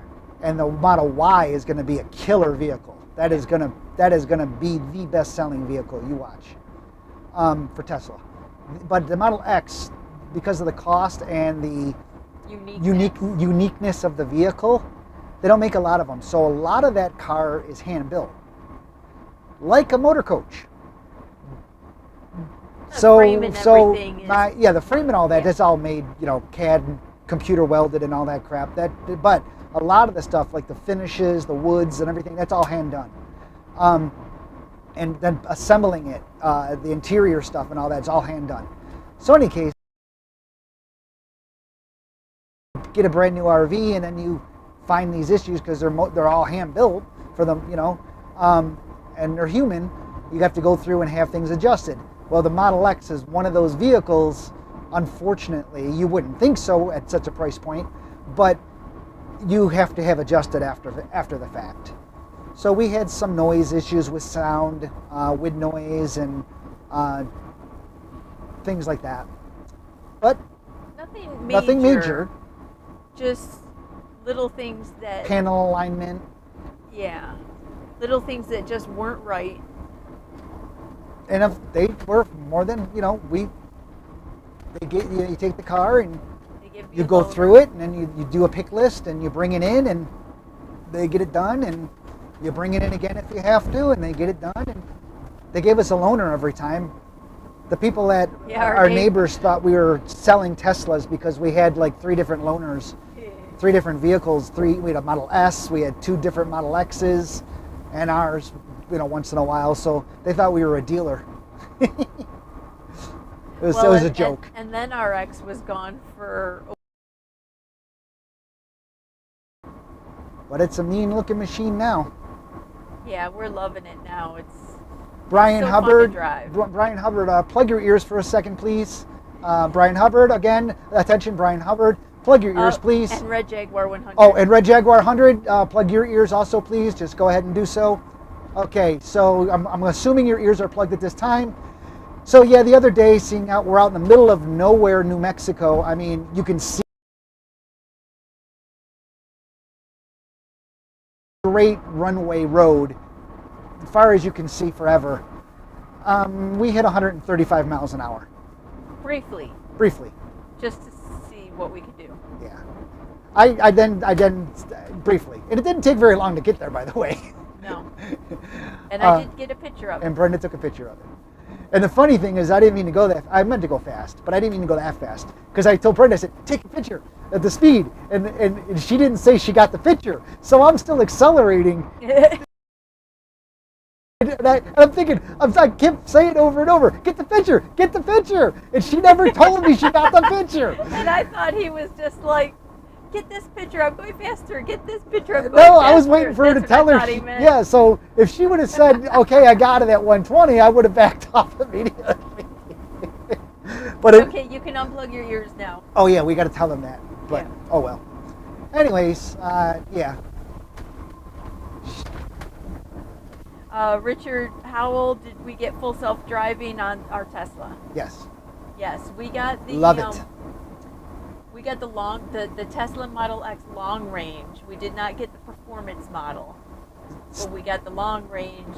Still 0 to 60 in 4 seconds or thereabouts is 3.8 or 4 seconds is plenty fast. We couldn't justify for ourselves and our needs spending the extra $20,000 for the performance model. Yeah, it didn't make sense in our driving needs. Yeah, so we saved that money. We got just the long range, and we did get the full self-driving and everything. Oh, love that so much. That was really nice, yeah. I can't wait till they activate more of the features. You know, I wasn't sure if I would really like the full self-driving, because when we had our Jeep Grand Cherokee, it had the adaptive cruise control, and I didn't really like that as much because it just felt real jerky to me. You know, it wasn't smooth, and so I didn't like to use it that much. With the Tesla, though, it shows you everything that it sees on the dashboard. It shows you all the cars around you, traffic cones, stop signs, signal lights. It shows you everything on the dashboard in real time. And when you put it in self-driving mode, you know it sees all that stuff and you trust it, and it's actually really smooth. There's no jerkiness to it. And so I actually have driven it. Actually, when I drove that 2 hours. When I drove the X for those 2 hours from Phoenix to Tucson to pick up our trailer, I was in full self-drive mode the entire time, and I loved it. It's really easy to trust it when you can see what the car sees. It's an amazing thing. I mean, it's not only does it have sonar sensors like most cars do nowadays for, side and rear. It's got sonar sensors, but it also has a full radar array in the front of the vehicle, a forward-facing radar array, not to mention 6 cameras.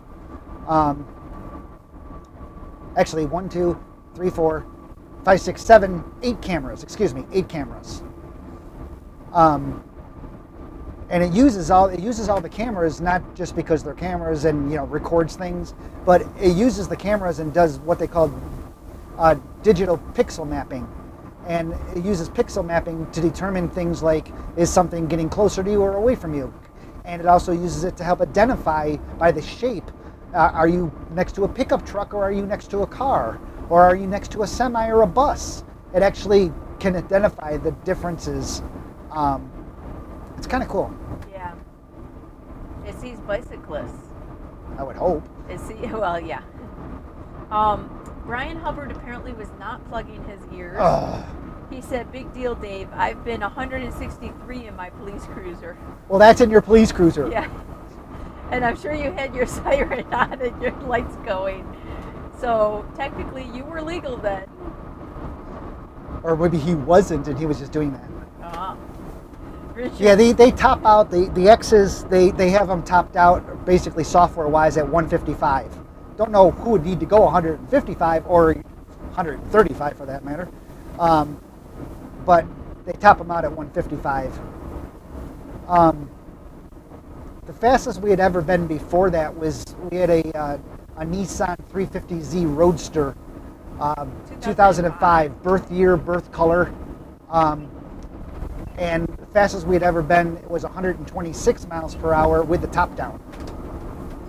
And I must say, it wasn't really that windy, and we could carry on a conversation. Yeah, like, oh shit, oh shit, oh shit. That car, I was only in fourth gear. It's a 6-speed. I was at a fourth gear, and it was 126 miles an hour. Yeah. Richard Howell says, try explaining that to the police officer. Did you get the picture, Brenda? Steve St. Martin says, we really missed Uberfest this year at Quartzsite. Yeah, we got a number of emails from people missing it. Yeah, it's not something that we set out to do every year. And it just became really, really big and a lot of work and... A lot of work. A lot of work. So you guys plan it next year, and then we'll just show up. Yeah. Richard Howell says, just picked up my new 2020 Tesla Model 3 Performance with full self-drive. Just love it to death. Yeah. They really are fun to drive. I didn't know they had a Model 3 Performance. Brian Hubbard says, there's sirens and lights on a police cruiser? Smart ass.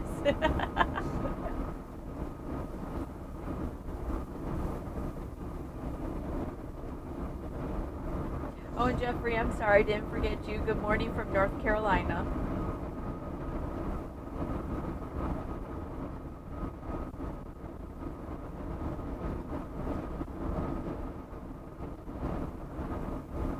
Yeah, so now the road's not as bad, you know, because we're out of El Paso. Yes.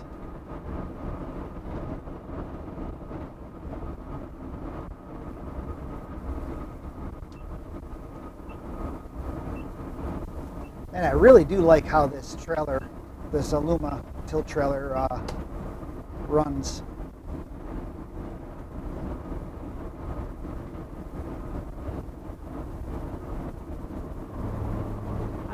I haven't driven the coach yet with the trailer, which I will. But sitting in the passenger seat, it doesn't feel any different, you know, from us towing our Jeep. Actually feels more stable in the rear. Versus the Jeep, because the Jeep would have some play in it, you know, because of the, you know. Even though we had the U bracket on there and stuff, well, yeah. the lockdown. Oh yeah, even though we had it all locked down and everything. Yeah, we weren't jerking around. Yeah, but it still could move, you know, side to side somewhat, because the wheels, the front wheels, you know, the steering tires were movable. But on a trailer, they're fixed. They're a fixed axle. So you don't have that sway unless you're really screwed up somewhere with your hookup.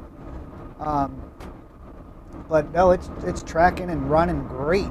And I'm locked in at 70 miles an hour on this cruise control, and I'm not feeling a thing.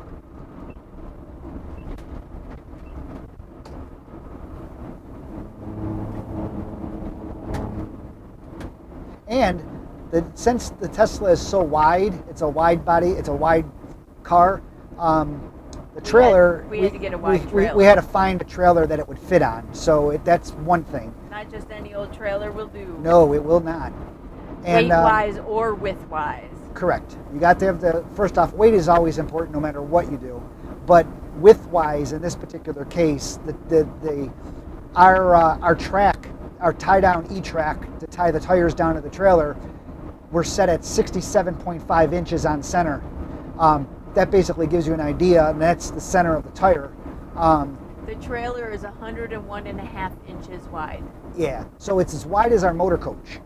So I can actually see the wheel wells of the trailer in my mirrors. Here's a good question that I'm surprised it took somebody so long to ask. Does the trailer have TPMS tied to your coach system?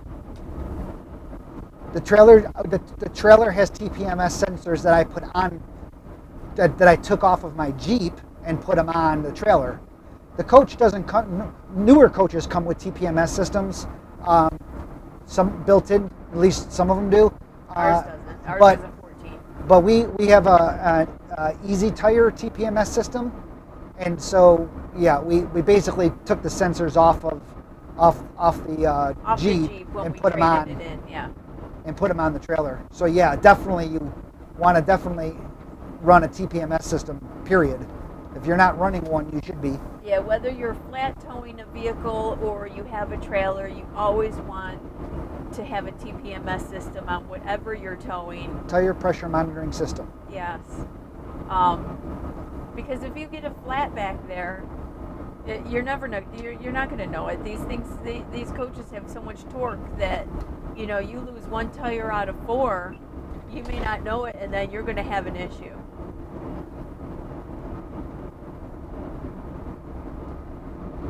Yeah, Brian says cars aren't designed for towing as a general purpose, but a trailer is as its general purpose. True.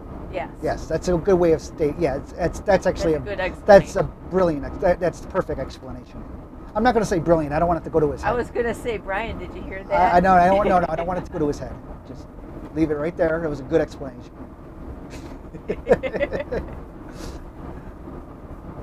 Still got a passed out dog, by the way. He just shifted and rearranged, but now he's passed out again. You want to look for our next rest stop? Yeah. Oh, actually, I can ask this. Oh, there's one coming up in 4.2 miles. Guess who's taking the next? We're taking a rest stop in 4.2 miles. Yeah, I was going to say, I don't think there's one too much further when I was looking for him.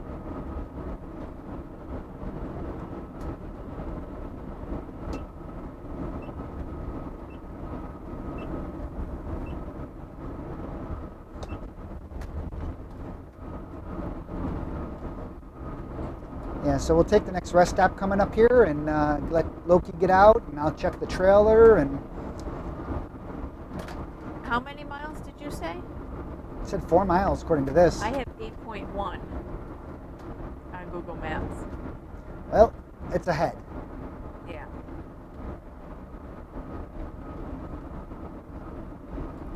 See, that's stupid. It put me on. It put me on the rest area eastbound, even though I clicked on, or the westbound one, even though I clicked on the other one. Stupid.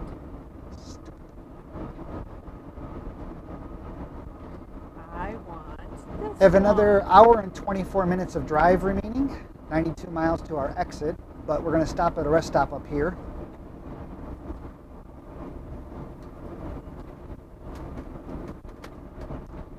I could attempt to bring the camera back there and show it to you. Rest area 2 miles. So I could Show the trailer. Yeah, I could bring the camera back there, but the audio, I'll have to switch over to the Mevo audio on the camera, so the audio will sound a little weird. And hopefully I'll stay connected to the 5G network without a problem, and it won't drop off. But I'll give it a shot. I like this person's the name. Cover the earth before it covers you. That's good. They It's a long name, but that's good. They said, "Can you show us your trailer set up at the rest stop?" I'm going to try to. Now, the camera's connected to our 5G Wi-Fi network in our motor coach, and 5G doesn't go through things very well. So we'll take the chance doing it, and so if it cuts off, we'll be back. We'll be back on the same stream. Just bear with us. Just bear with us. That's right. So he'll just be talking away. yeah, I'll be talking away, and you Right may or now may it not says see the it. weather is 55 degrees. Nice. So yeah, we'll come up here, we'll park, Loki will get out, you'll be able to see Loki. The audio is going to change because I'll have to switch over to the camera audio, and our mic packs are connected to USB audio right now. Oh, actually. Right here, love. Oh, yes, thank you, dear. That's why Yeah. I'm pointing. Engine brake on. Engine brake on full. Trailer, yes, the trailer braking is brakes. perfect, braked perfectly for us. Love it. Okay, this looks like there's. What should I pull right here? I would pull in front of this. Because we don't know what's up there. Yeah. Okay, first time doing it with a trailer. Yay! Got plenty of space. Trailer's past the semi at this point. And I'm good. And we are in. Yeah, because you don't know what's. I don't know. Those. Yeah, I don't know how many spots are up there. Up there where those trailers are. So we're going to stop here and get situated. Just bear with us. Actually, I can grab that whole pack with the mic pack. I'm going to turn my mic off. Okay. Because I don't have that on. Okay, cool. We're going to see if this works, guys and gals. No offense to anybody. I'm going to turn off the engine this time, though. So we were at 7.6 miles per gallon we were getting. I mentioned that only because if I turn off the engine for a little while, my mileage will reset back to 0 for the next trip on my little scan gauge unit. So I'm gonna try. Well, I gotta get Loki's step cover, or our step cover. Loki, you're gonna back up. There you go. Good boy. Good boy. Yeah, we're stopped at a rest stop. Well, it looks like one you'll have no issue with either. Yeah, hopefully there's no goat heads. Okay, I am going to try disconnecting you guys now from the tripod mount. I hope the signal is good. I'm going to carry the mic pack with me like this. There's Loki. He's going to take over driving now. Yes. I'm trying. Oh, it's underneath my jacket. So there's Loki. Hey, Luke. So I hope our signal is going to be good here. I don't have a signal indicator on my display. But, Brian, you can turn off your mic. You took it off. Okay. So then, okay, so we're going to see how this works, guys and gals. And hopefully you guys will stay connected to the Wi-Fi and it will work. Crossing our fingers, okay? You'll have to let us know if it all worked out or not, because I have no way of telling, because I have nothing I can look at while doing this. So, now notice that Loki will stay at the door until Brenda tells him it's okay to go out. He doesn't just bolt out the door. Notice that. He's waiting. Okay, and then Brenda says he can go, and there he goes. So anyways, here we are. Rest stop. There goes Loki. And let's go back here and see if this works. Hopefully you guys will stay connected to us. But here's the trailer. This is an 8218 tilt trailer. And there's the Model X on the trailer. I'm trying to stay closer to the coach here. All big bug shield. Storage compartment box up here. All dirty. Hope this is working. Tie downs and everything, as you can see. So I'm just going to verify that nothing is shifted and everything looks good, which it does. These little blocks here stay in the tread so it doesn't bounce out. That all looks good. She's a little dirty. Yeah, the car's quite a bit dirty actually. But that's what she looks like, the trailer. And our Tesla.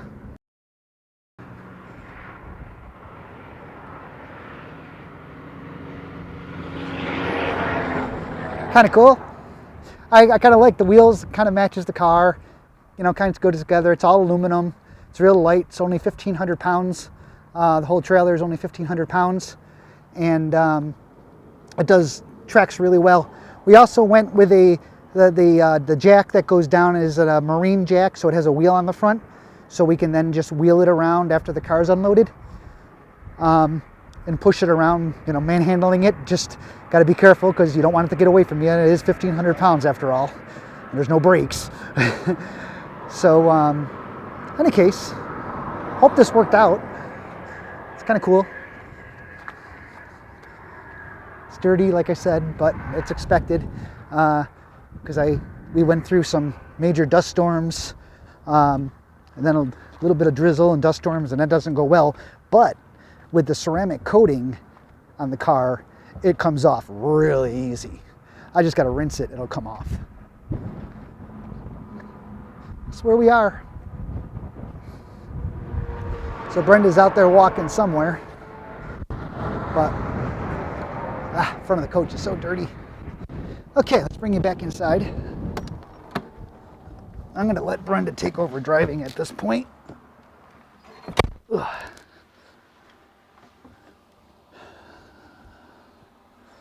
So, anyways, I'm just going to put you right here. Oh, actually, let me just put you guys right here for right now. Like I said, don't know if this is working or not. Lost connection with Mevo. Great.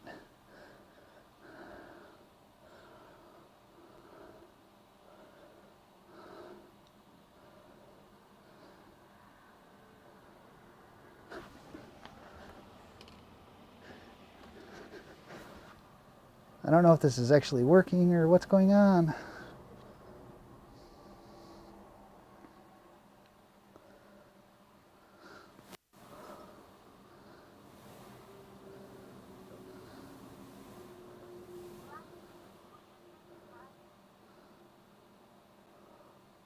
Okay, so are we still broadcasting? Streaming to YouTube. Okay, so I hope that worked. When I got back here, my tablet said it had lost connection to the Mevo. So I'm not sure actually what went out.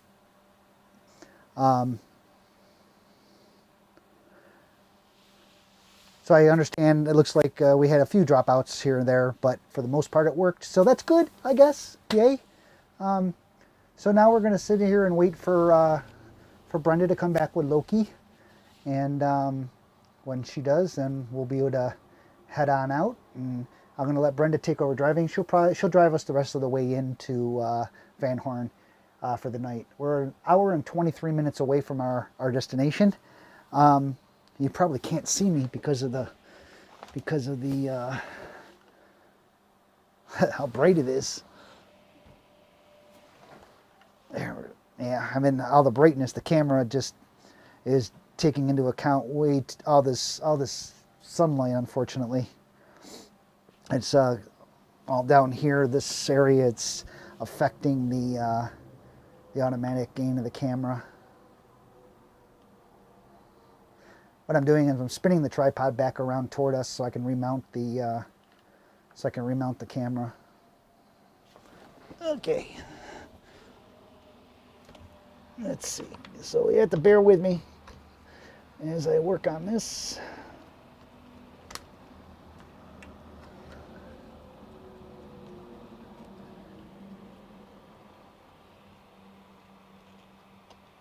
There we go. And let's see. If I tilt it upward, it'll get rid of that and it should brighten up the image. Do-do-do-do-do.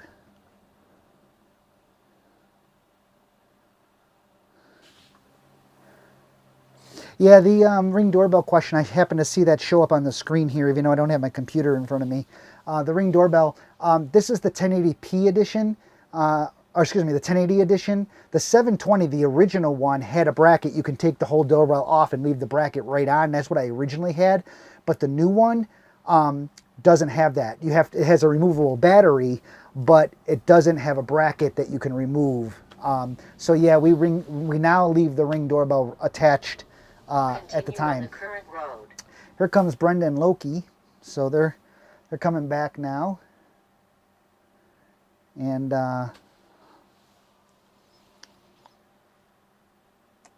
that's our boy. And then we'll head on out of here.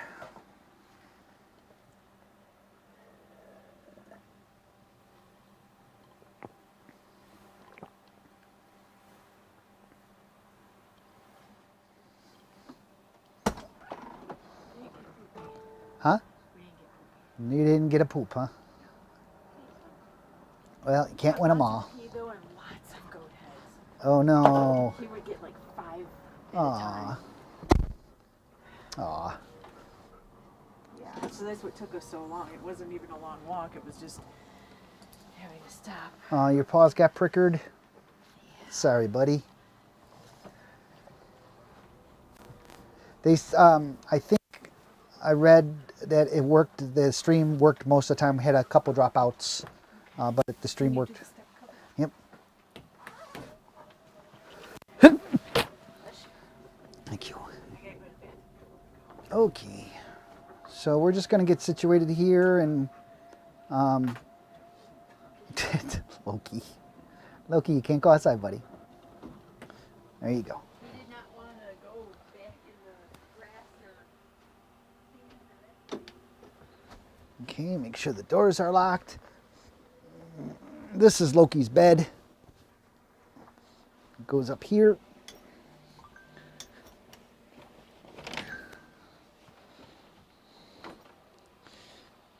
Man, all the sun is just really killing the imaging today. Not much we can do about it. Oh, what's going on? A lot of dinging going on.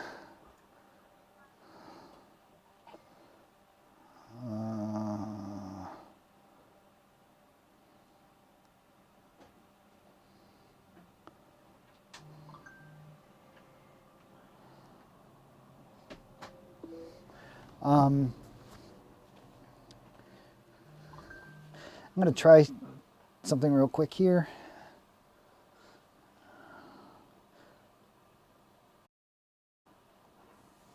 I'm going to try switching audio sources for a second.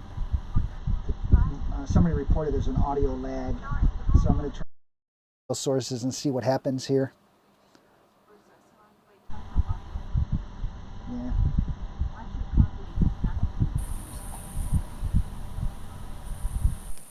Okay, so I just switched over to a different audio for a second, and I'm going to reboot the USB audio.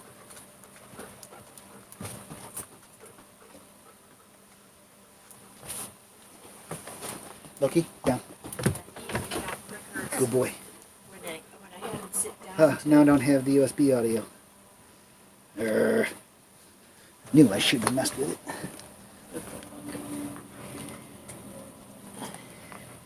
Come on.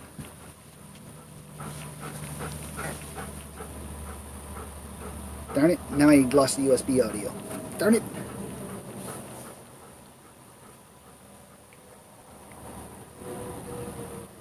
Shucks.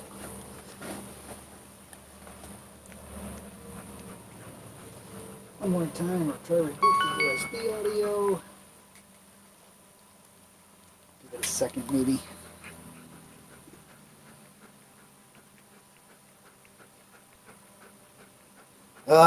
Michael, you didn't refresh before you sent me that message? Now I broke my USB audio.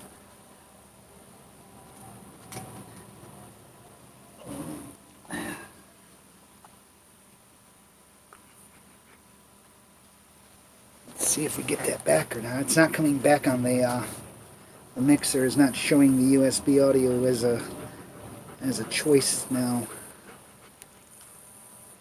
Crap. Okay, now it means I gotta.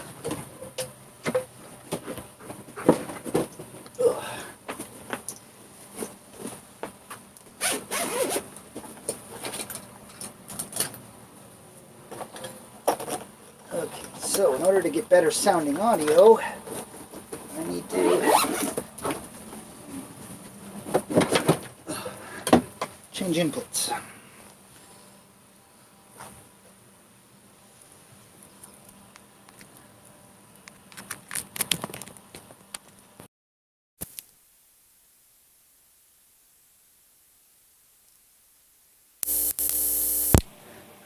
Okay, let's see if that works. Okay, that should be better now. Now I got my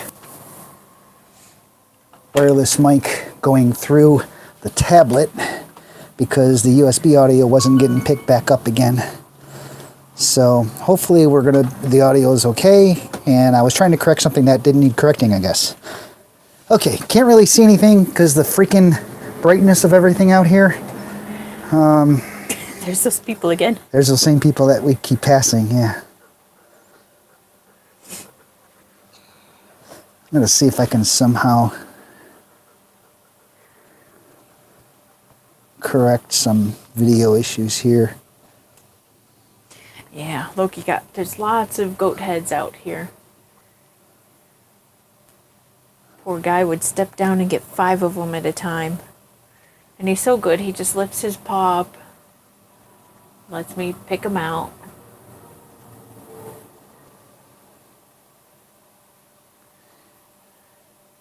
And I'm bringing the brightness up. That'll work. Well, it's not that bad on the computer, love.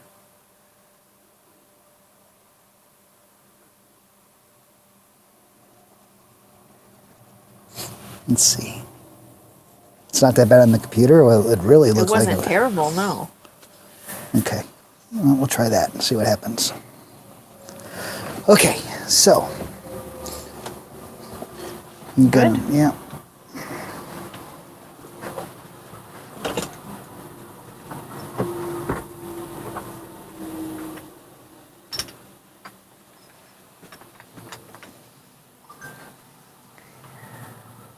Hey, bud.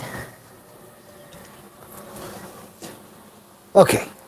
Yeah, Michael, I got your text. I'm just not going to try to mess with it right now because it's, maybe if I do remove the camera and put it back on, it'll come back.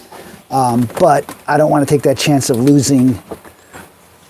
I don't want to take the chance that the camera doesn't come back because for whatever reason, stranger things have happened with the Mevo from time to time. Okay, so. Okay. Good? Yep. We're good, Loki? Okay.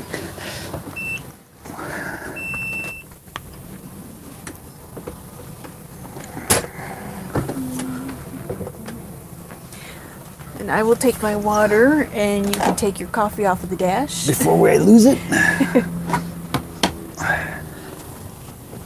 Okay, Lokers, Mommy's going to drive with the trailer. Yay! You'll be fine with it. It's just like the car. Yeah. It's just a little different. Loki? No. I have no doubt. Okay. Here we go. Hit them up, move them out. Raw hard. Good dear. Thank you.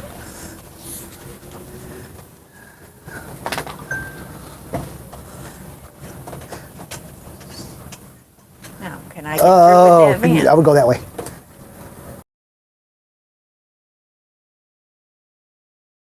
That van is parked where he is. Just make sure you, What? yeah, nothing. I was going to say just, I'm swinging wide. you're fine. Yeah, I know you are. I'm good. I know. See how you can see the trailer in the mirror? Yeah. That's nice. You can see the fender wells. Yeah. Am I good that way? All clear.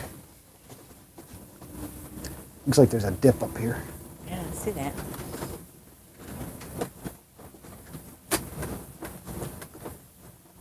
Yeah, it's a pretty big dip.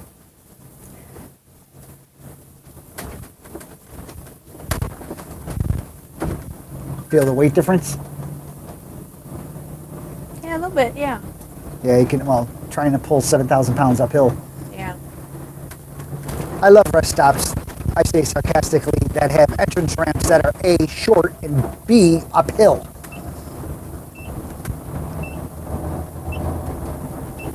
Okay, Loki, we're back on the road, buddy. You can lay down and settle. Ugh, thank you. He's like, but Mommy doesn't put her feet on my bed. Well,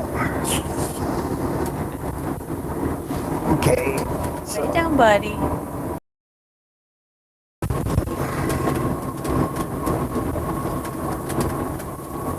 Let's see what's going on.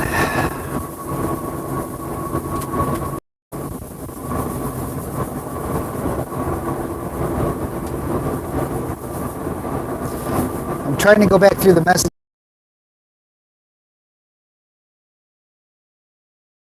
know. They're electric brakes. The last message I saw was that person with the long name asking if you could take a tour of the trailer at the rest stop. Oh, okay.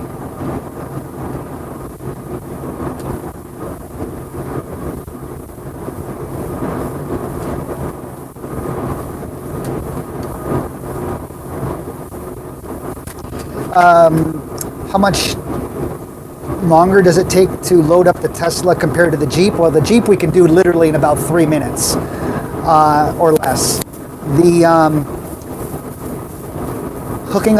Putting the Tesla on the trailer, once you have the trailer hooked up, is a matter of just pulling it up on the trailer and then the time it takes to strap it down. So we have not become,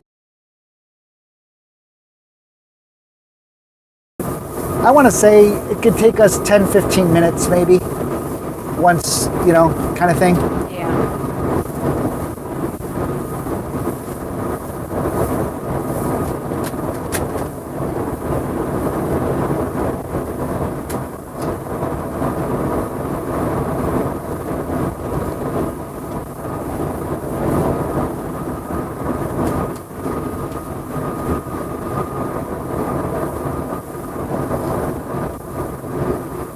Okay, so we're back on track. Everything is going. That's good. Let's see how we only have an hour and 19 minutes to go to our destination. Brenda's now at the helm. Loki is floor co-piloting. He's actually our security system in case somebody comes through the door. Did you lock the door? I did. I don't remember. I did. Okay. Did you remember to turn your mic back on? Yes. Okay. Yes.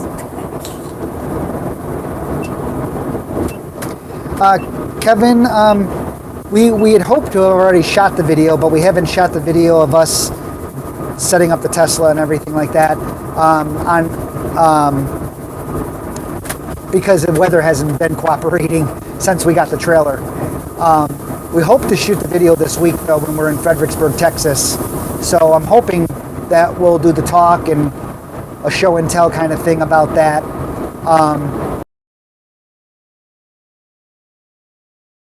Couple weeks, because once we get that done, then we're going to release the video on, how are we able to use an electric vehicle with a motor coach. And Michael Kidd and myself have a video that talk all about it, and then there's a wiki that will point you all to so you can do it yourself. And the software is going to be provided and stuff like that.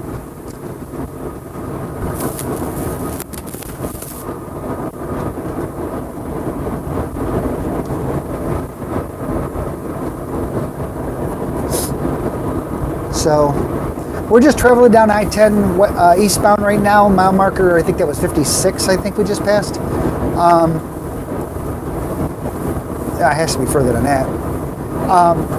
But anyways, there's nothing to see out here in front of us. It's just all open, vast space, which you can see on OutsiderBubble.com, and there's a live camera view looking out the front dash all the time.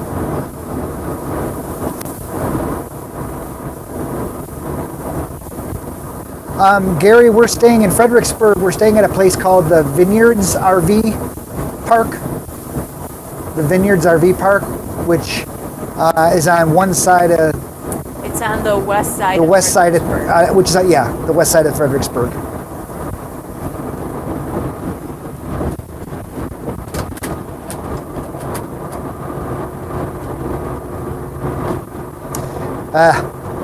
Somebody said, where the trail lead says, I hope the weather is good because next week for central Texas, hill country is mostly chance of rain. Ick. This coming week?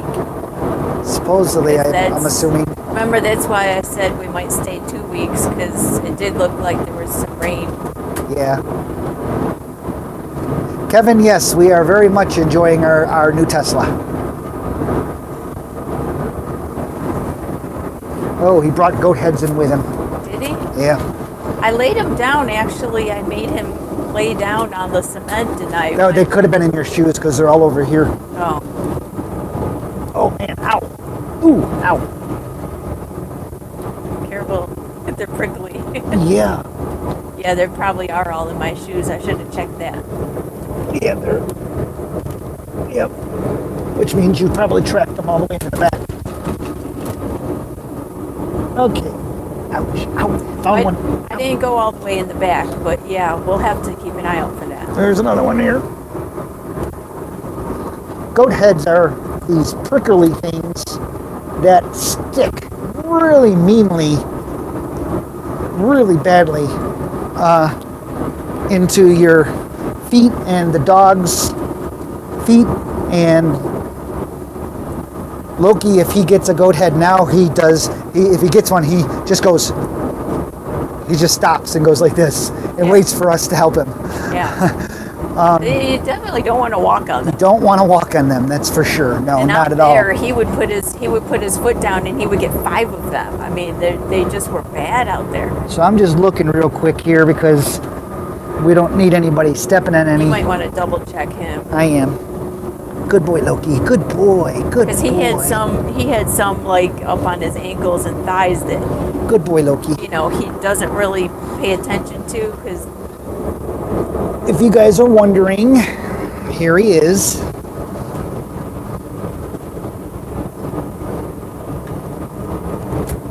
This is where he sleeps, or this is where he prefers to ride. Right, Loki? Say hello to the public. Yeah.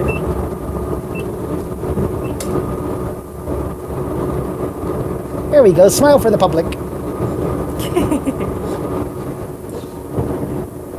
Loki cam.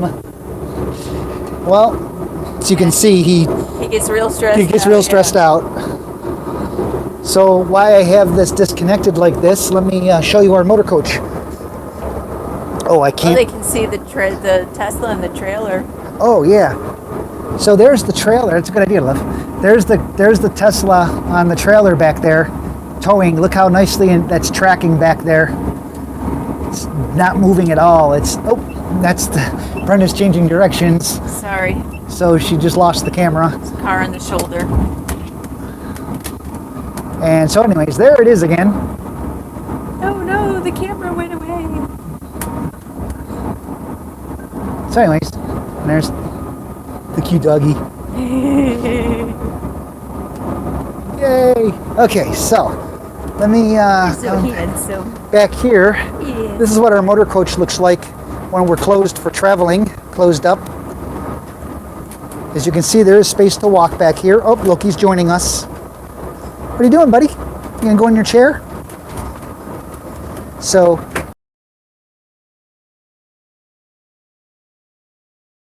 this is just a wellness mat that we put down in front of the kitchen when we're opened up. This is where we put our knives and everything, and Brenda uses beach towels to make little nooks to put our stuff in so they don't clang around like the alcohol bottles or whatever, so they don't clang around when we're driving. Also important to make sure your knives, if you have a knife block, are facing the opposite direction. If you ever emergency stop, you really don't want these flying out at you. That would not be a very good thing. We can get to our bathroom. So cute. This is the Mevo Plus camera. It's made just for live streaming. But there you go. Loki's playing with a toy. He's got his basket of toys. Okay. Back here is our bedroom all closed up, as you can see. And back all the way back there is our bathroom, closet, shower. I don't know if you can see it because the lights are off. Got your ducky? Good boy. Loki's got his bone now. Oh. I gotta pick up his mess. He just tipped over his basket. Hey, love. Yeah, babe. I think Alexa fell. Yep, she did. I think it happened when he knocked everything over out here. Oh, did he? He knocked over his basket.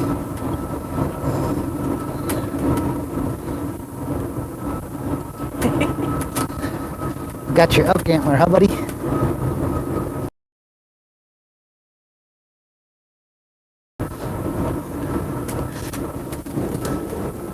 Okay, let me put you back up here.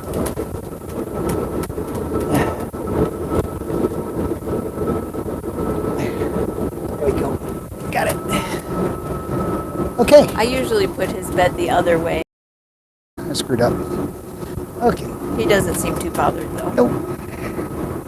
Now, before anybody says anything, yes, what I just did was very dangerous to do. If Brenda was to slam her brakes on for some reason, I am traveling at 70 miles per hour, unbuckled. And if the vehicle's traveling at 70 miles per hour, so are the occupants and everything in it. So if she slammed her brakes on, guess what? Yes, I would have went flying forward in the motor coach because I don't have brakes on me. So yeah, doing that was very dangerous. What the? I had a feeling he was going over there. Yeah, that was just weird. So anyways, yes, so no comments please on you're dangerous for doing that, you're an idiot for doing that, blah, blah, blah. I've heard it before. Oh, we get it all the time. Yeah. Okay, let's see where people are saying. Oh, you know, I didn't get any bully sticks out of the ottoman for him today. That's okay though, he's got his antler. Jeeps and RV says, greetings from Florida. We're watching you and planning our next motorhome trip to Michigan, Wisconsin, and Indiana, and Branson.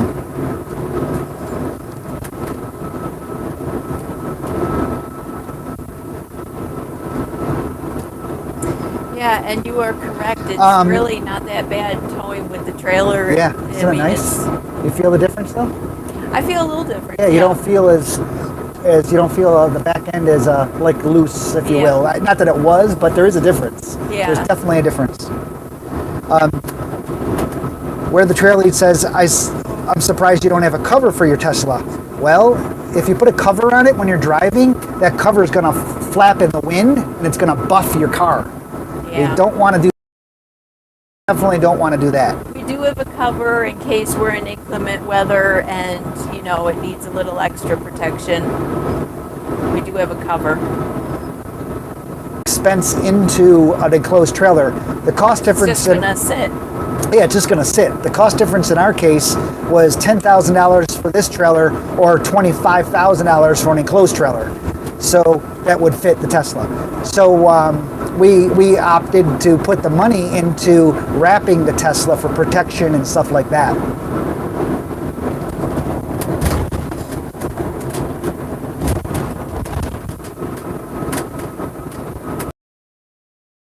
It's going to sit for 6 months because we have a seasonal site that we stay at for 6 months. So we're not baking in the summer. I didn't get any out of the ottoman today. Let me get you a bully stick. He did get a greenie. That's usually his early morning thing. Hang on, buddy.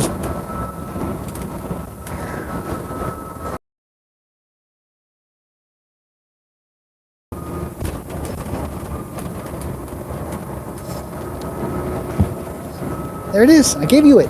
Come on. Come on.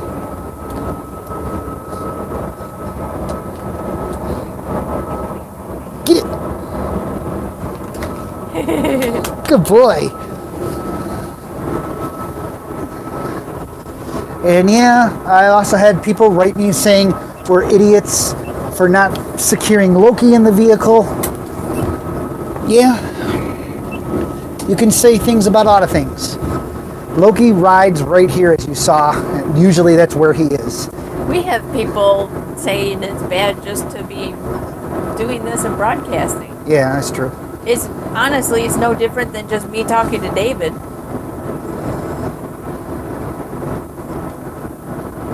The driver is not distracted at all.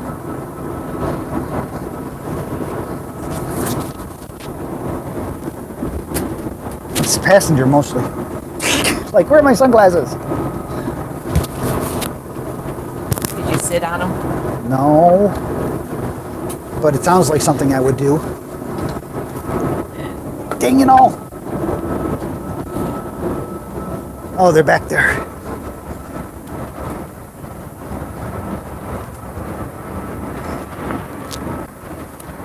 We're passing those people again. Are you really? Oh, the people with the Jeep, Yep. the Discovery. Yep. Should I stay up here and wave? Because you waved at them each time, right? I did, but I don't think they saw me.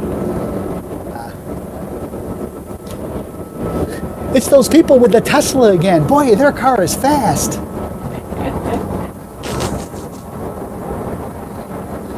I'll wave just to be nice. Hello, YouTubers coming through. Bye. Zoom. Brenda's doing 70. They're doing about 60. That's why we keep catching them every time. Yeah, because they actually were at the rest stop that we were at. Yeah, they left before us.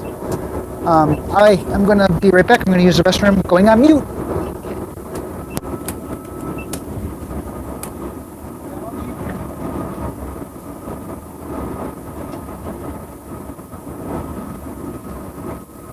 It's all me, huh?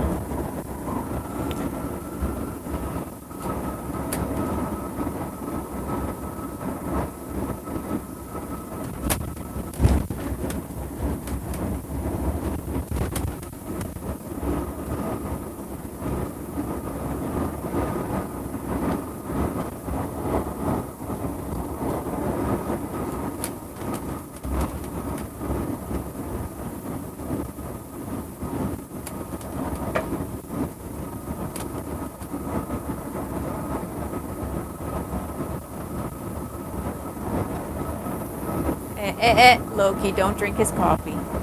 Good. Sit down. Zits. Zits. Come on.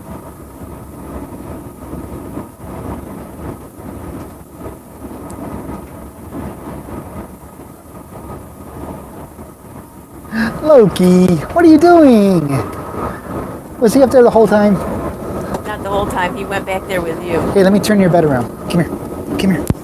Come on.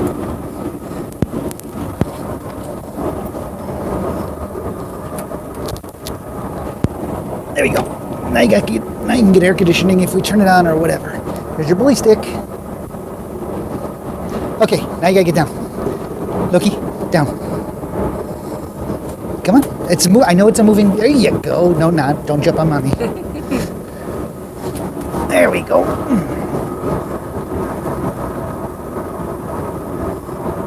What's up, buddy?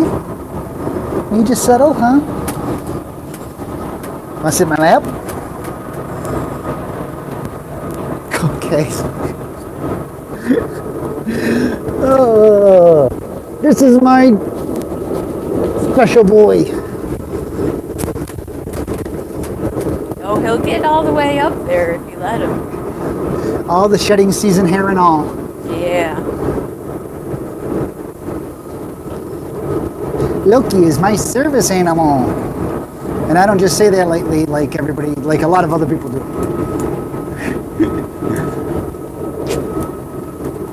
You keep me out of trouble, don't you, buddy?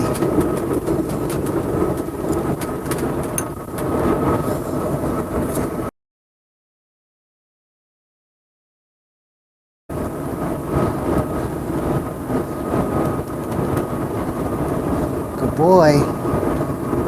Okay, you're really hot. Oh, he's in the sun. No, I mean he's really hot because he's full of fur and he's on me.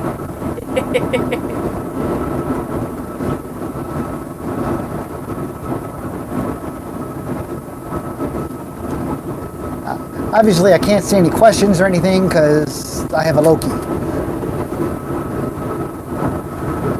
The sun is directly in front of us because the car and the trailer is all like black. Oh, we're Shadow. shadowing the car. Yeah. What? You got what? You're trying to come up here? Okay. If he gets up there, you could put the armrest down. He's fully up here. Yep. What are you, silly boy? You could put the armrest down to save your strength. Ugh. Yeah. 70-pound lap dog. Ugh.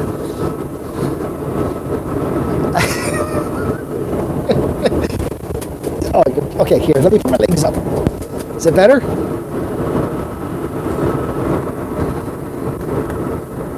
That's my boy. That's my boy.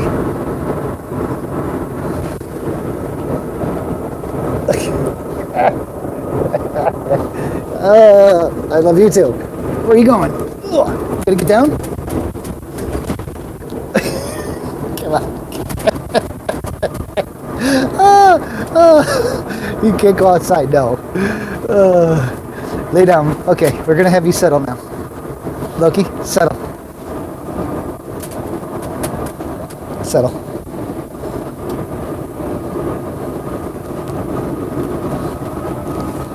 Plots. Good boy. Good Loki. Oh, good Loki. I'll get my feet out of your way. There you go.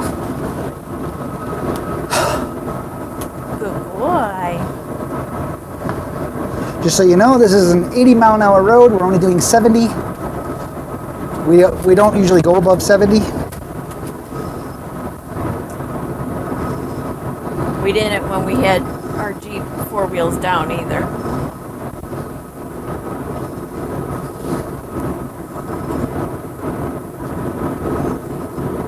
Good boy.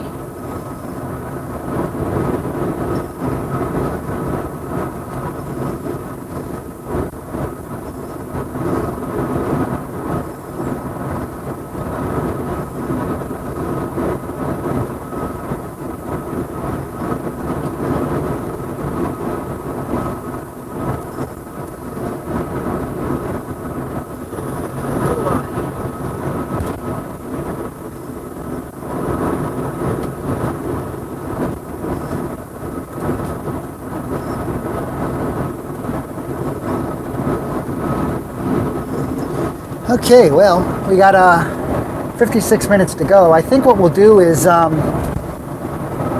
don't know, oh shoot, I didn't make this a normal start-stop feed, I don't think. I don't know if I stop this feed, if I can pick it up where I left off or not. I was thinking about stopping the feed and then picking it up again later. I've done that on past feeds before we arrive at the RV park because people like to see that. But how I started this feed, I don't know if I can pick it back up to where I left off because it's a different type of feed. So I'm not 100% sure.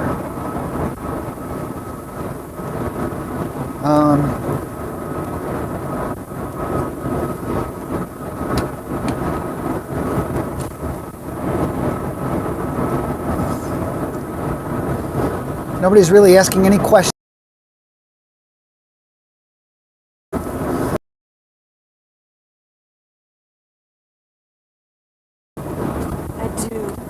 Adieu. For those of you watching, farewell, I'll be to say goodnight. Good dear. Thanks. I try.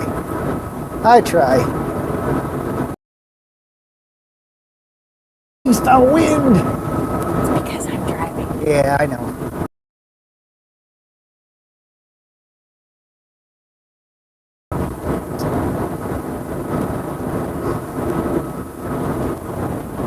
Aw, you're so cute.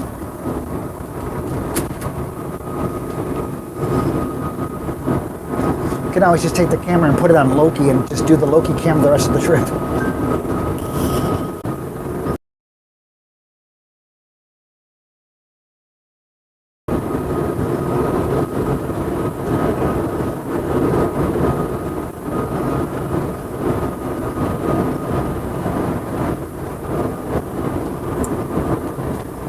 Dang it, dear. Now I got that song stuck in my head. Sorry.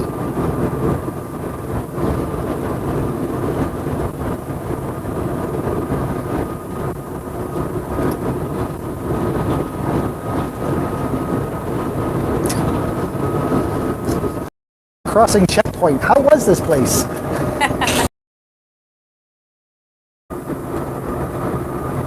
Crossing checkpoint. Yeah, Pam. We don't actually do the check-in and back-in process. We don't carry the camera outside the coach to the people. They don't. We wouldn't go and bring a camera in. They don't know unless we got permission to stream them live and whatever, we wouldn't do that. And then just not know. Courtesy, yeah. As far as we have in the past, we have done showing us hooking up, pulling into the site and hooking up and stuff. But that just, it's kind of a difficult thing to do because we're not sure. We have to grab the camera and bring it out with us, and we're not actually sure the camera's broadcasting at that point. And sometimes it is. Sometimes it is. Sometimes it isn't. And so it's really not the best scenario, if you will, of trying to figure out if it works or not works. So we usually don't show that. We usually show us arriving into the park and then end it at that point.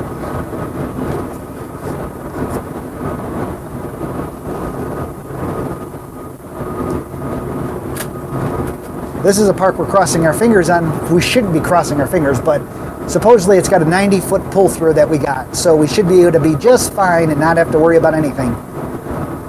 That's what they say. That's what they say. We'll find out. Sometimes you get into the situation, oh yeah, you'll fit. Yep. Nope. Well, at least the ladies knew how long her pull-throughs were, so. That's a plus. So have we crossed time zones yet? No. I think when we get around this corner, around this mountain, I think it's in there Sierra Blanca area. I think it's funny when you're going through a work zone and they reduce the speed to 70 miles per hour. From 80. Yeah.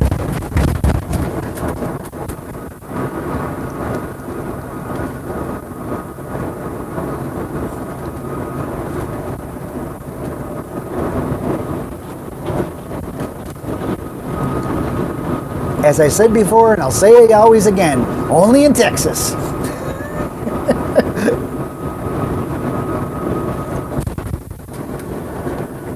We're actually going to be looking for property possibly to buy in Fredericksburg. We really like the hill country of Fredericksburg a lot. And we've talked about it before in years past, and so we looked around here or there. So we thought we'd take some time and look around a little bit.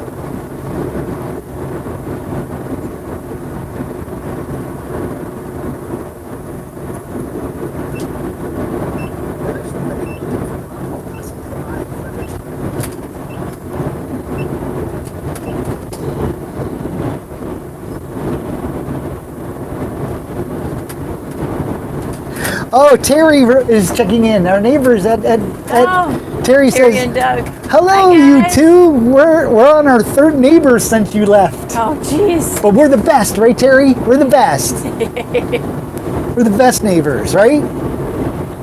Come on, you could admit that. Yeah, they're checking in on us. Hey, we got some really good neighbors at Fort McDowell this year. Eagle View RV Resort. Yeah.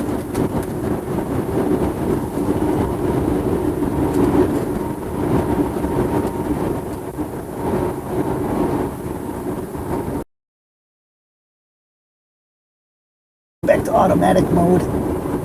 Well, we're going to be shifting back. Are we? Don't go crazy. Absolutely. See, Terry admits it. We are the best neighbors to have. We won't tell anyone. We won't tell anybody, though.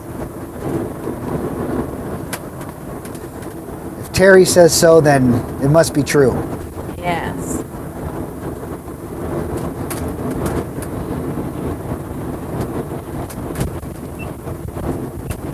I think they only say that, though, because I helped them fix their motor, their brand new fifth wheel.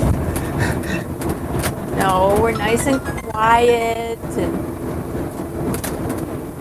We're quiet people. We are quiet. Unless you're at Southwoods and we have a camp jam night, then we're not quiet. But that's expected. All our neighbors know it. They know we're going to have it. They're all invited. I can't bitch that they're not. Yeah. And it's once, maybe twice a season. Yeah. So, not like we're partying all the time. No. Terry says, happy to see you driving, Brenda. Oh, yes. Most definitely. And she also added, yes, Terry does not lie. Oh, Terry, since you're just joining us, I'll do this for you. Yes, I've been driving since we started traveling in 2008. Bumps. I'll do this for you since we're driving and you're just joining us probably. There's your Loki. Yes, he travels really well. As you can see, he's real stressed out. Loki cam. And there's our Tesla On the trailer. on the trailer, towing behind us.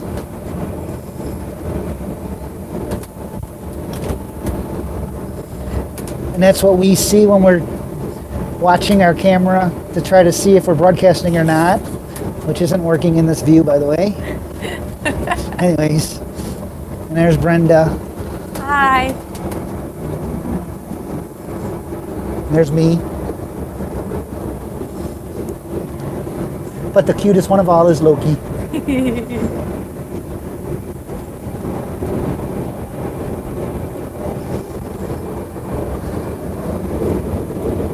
We're going to be getting into some mountains, so we might we're gonna start getting yeah. sporadic data.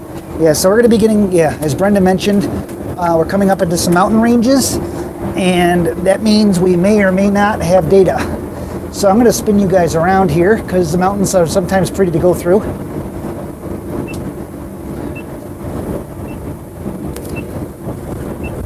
Yes, I have a motorized tripod. But of course. A motorized mount, I should say. I used to get up, and then have to move it manually and then tape it back down, and then I found this thing. It's a little slow, but it works. Oh, can't get any further than that. There we go.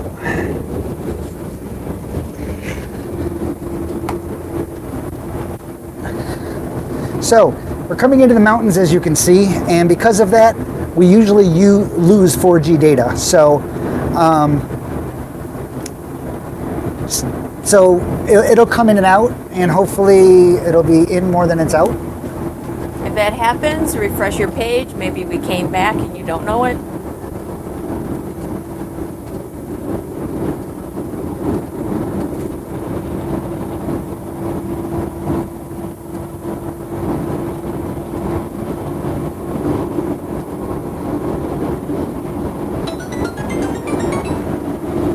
Okay. What is that? Okay. That's fine. Nothing's wrong. Okay, so yeah, we're coming into the mountains.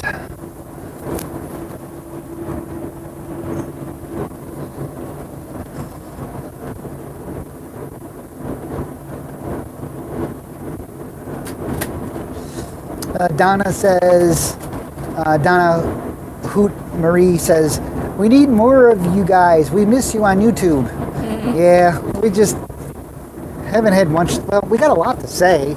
I just don't think anybody wants to hear it. Actually, we've been kind of bummed about YouTube lately, and in regards to the amount of new YouTubers that are doing RV stuff.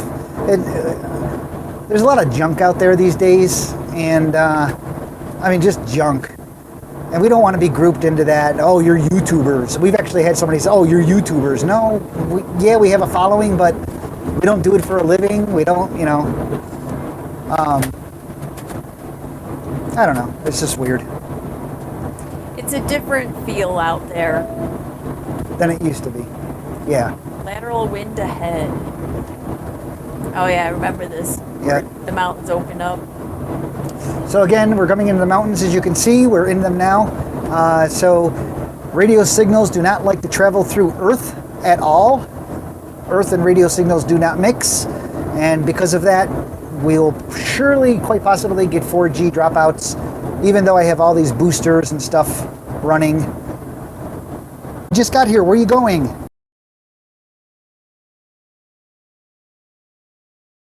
30 minutes away from our stop for the day. We're going to stop at Van Horn, Texas, just for an overnight. And then tomorrow we're arriving in Fredericksburg, Texas, where we'll stay for at least a week, if not 2.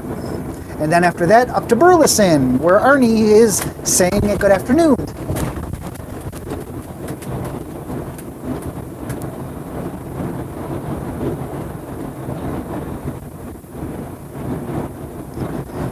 Hey, Carl, yeah, if you're going to be up the Niagara Falls area in July and stuff, book, take a look at southwoodsrvresort.com. Southwoodsrvresort.com. We stay there May through October. And come on out. Say hello. He says, Brenda, that his wife Donna and Brenda have talked many times about Instapot and other travel things. Yes, I tend to do that. I still one of these days plan to have it. Other breaks and how that stopping distance is affected. Yeah. And that's something you can only learn by doing. There's no set rule. I mean, there's a rule for the most part. Give yourself 1 second per car length, blah, blah, blah. But that's for cars. It's totally different when you got a heavy vehicle.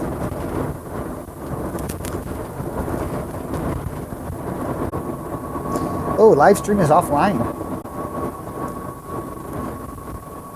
You don't have to stop here. Yes, I do. It says, oh, trucks. Love. Okay. Look at all the cones. Oh, never mind.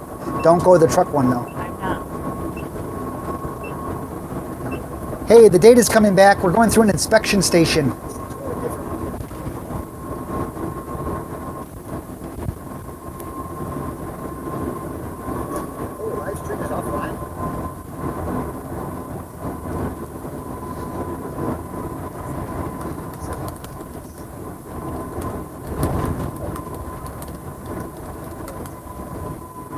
Coming into an inspection station here, so we'll probably just get waved on as normal.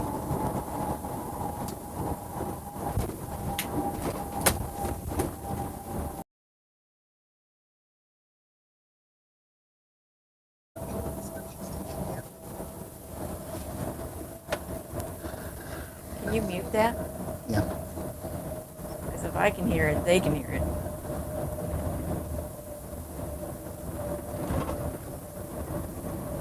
Hopefully the stream will stay established and you'll be able to see it. Like I said, as I've repeated before, we're in a bad area. Yeah. Data area. Data area, not bad area. There is an inspection station, however, so, you know, which is Border Patrol. Yeah. And I just want to point out to you, my love, even though you're doing how many miles per gallon? Almost 8? The wind, you have the wind to your back, so yes. Even though you... Well, with that hill climb, I'm down to 7. Okay. Oh, yeah, that was all hill climb.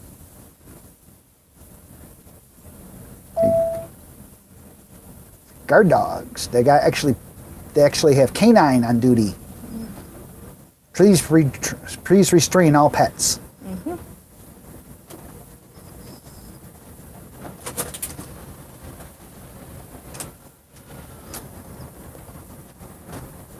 I've kept this car here for a long time.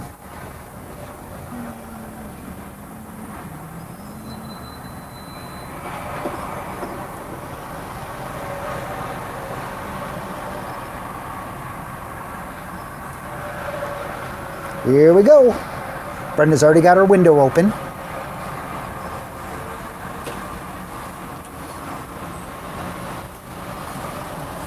Hello. Thank you. And that was that. That was that. No questions on that one. The car in front of us, he was talking to that car for a while, though. Yeah. And now the semis are all in the right-hand lane. We're in the left. They have to go through an inspection station also on their own inspection station. Yeah, they did that. Yep.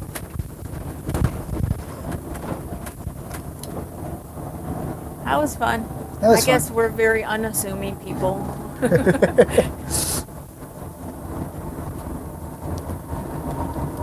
At the most they ever say, you know, are you U.S. citizens or something?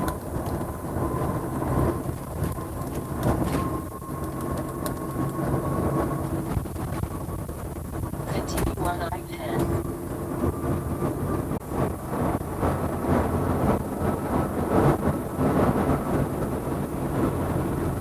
Looks like we're off air again, and it's going to reestablish connection.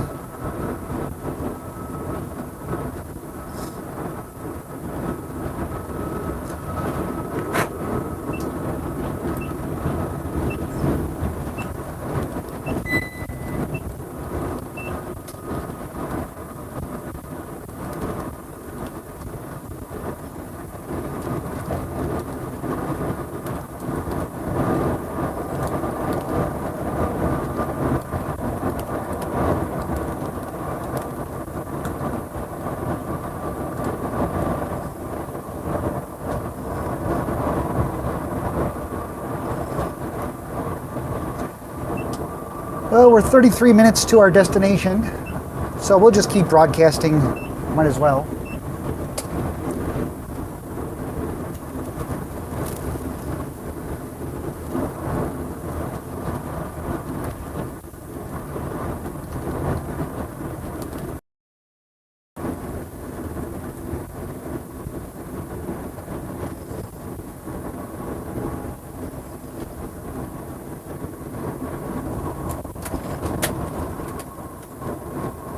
Split highway up here, love. That's a detour for somebody.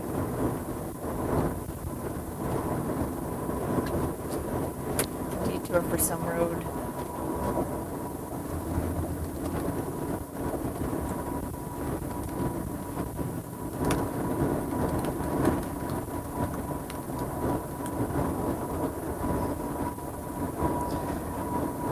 Yoda, is it Baby Yoda or Yoda?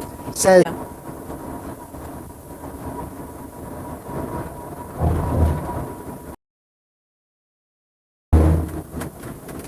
dip. Ooh. Oh. And back the other way. Yay, cement on both sides. Brenda.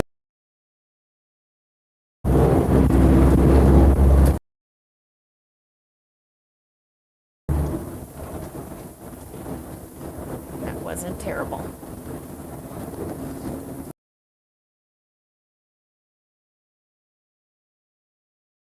Nothing around. It's just very open land, and so they really don't put data towers out here because there's really nothing to service but the cars.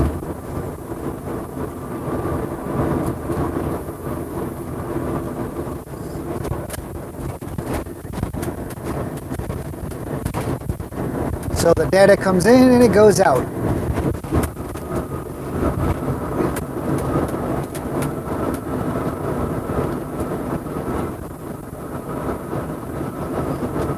Hey, please remember, if you're new to our channel and haven't done so yet, please take the time to click subscribe.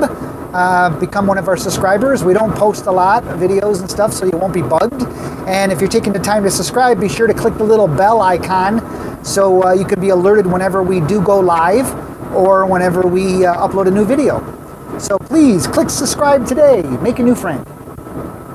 How's that sound? Is that good? It sounded like a commercial. Did it? Won't you be my neighbor? Hey, honey, there's 20 acres for sale out here. Only $18,000. There you go. You too can live out here. Yeah. Why not? UPS delivers everywhere, right? True.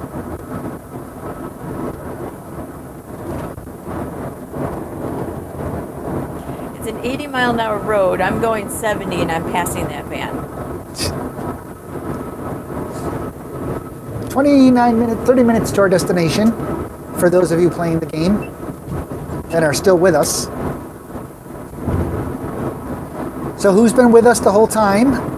Anybody? Anybody? Bueller? Bueller?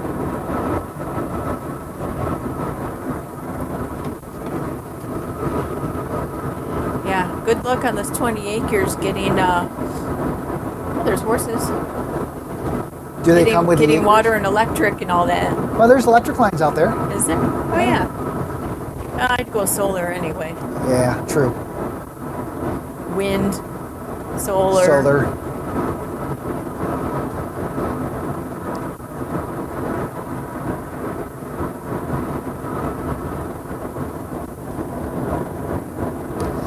Peter Mullins and his wife just recently went full-time about 4 months ago, and they love it.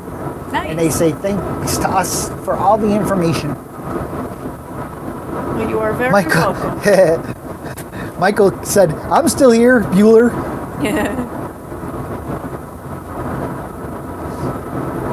Hey, Michael, have you been able to see the back camera? To see the trailer back there? You know, the super secret special access camera I gave you access to?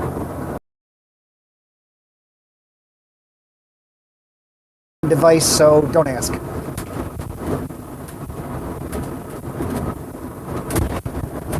Or have a certain type of an account, I should say.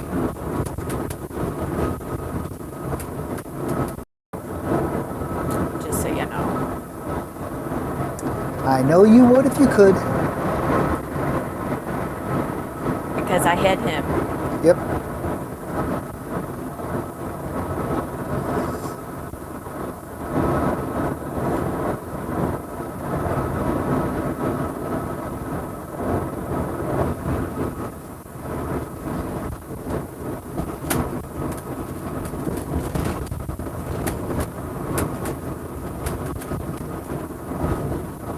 Now, technically, we could have driven all the way to Fredericksburg today, but it'd be a 10-hour drive.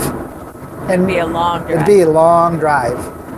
And we'd have to stop quite a bit for the dog and everything, so it'd be even longer. So we'd rather stop like midway and then just relax the rest of the day and not be stressed out. Yeah. So that's what we're doing. And so it costs us, $30 or whatever to stop for the night.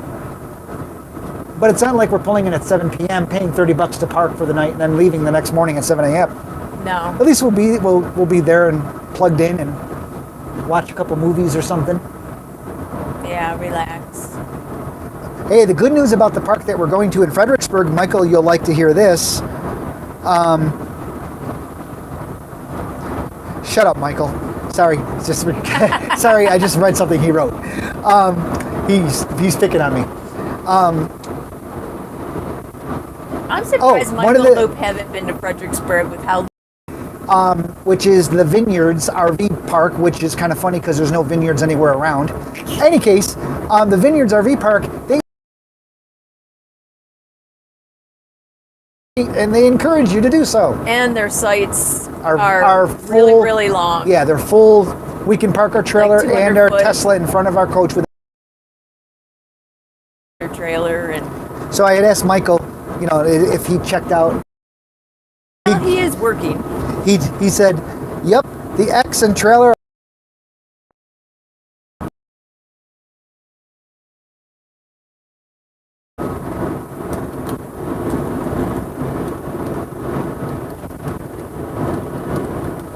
think we got it back now. I was gonna say we did put Coney shocks on our 2008 Tourmaster when we had that.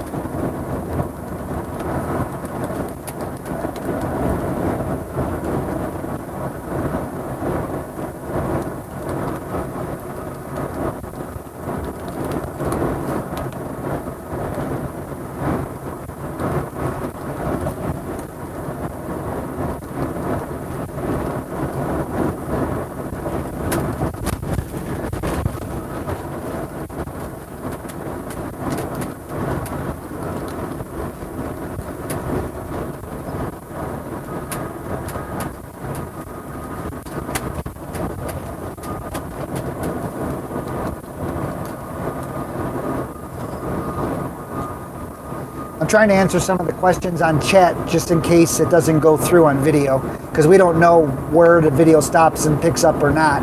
We can see that we lost video stream. It tells us on our display here, but we don't know exactly where.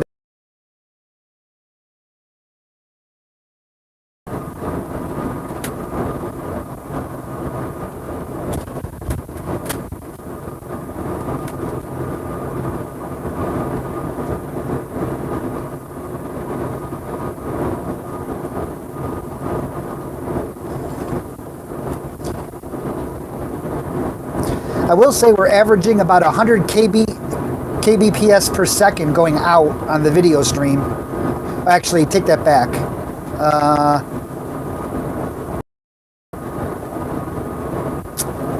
Darn it, Michael, the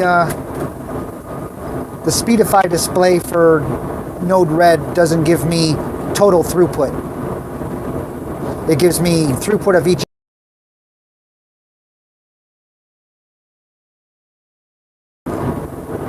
I can look up there.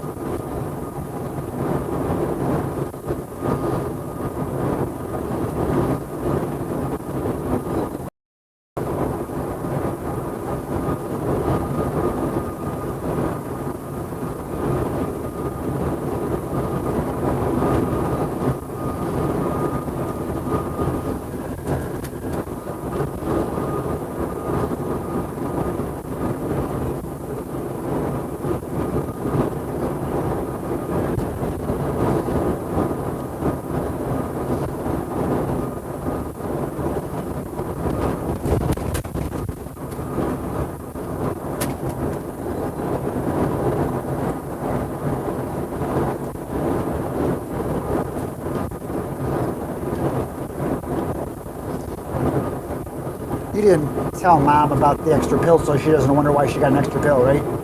I did not, because I don't think I caught it in time for her 10 o'clock pills.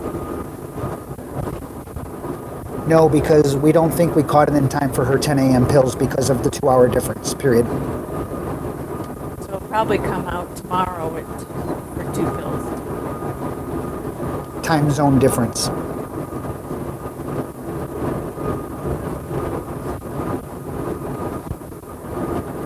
So it'll be tomorrow, period. The snow. Snow on the mountains, yeah.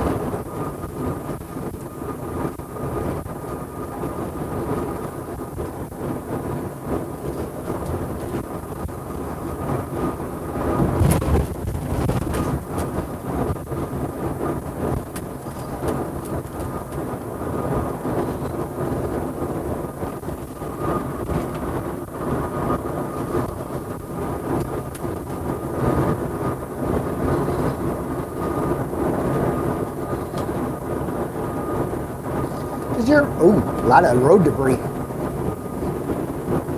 Ooh, nice dodging. Good job, love. Dodging around all those road gators. Bob and weave. Bob and weave, bob and weave. Does your mom have a smartphone? Yeah.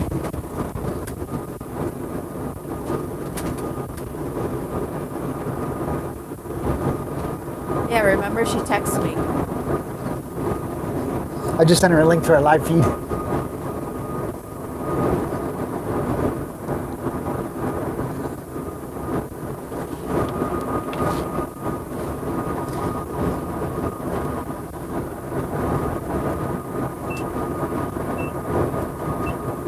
Yeah, this is probably the truck that came off of.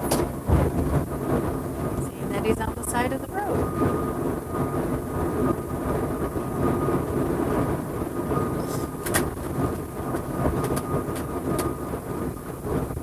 Hi, Gail.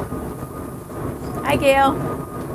If she can hear us, actually, my sister is deaf, so I don't know if this automatically does closed captioning. And the camera's turned around. And the camera's turned around.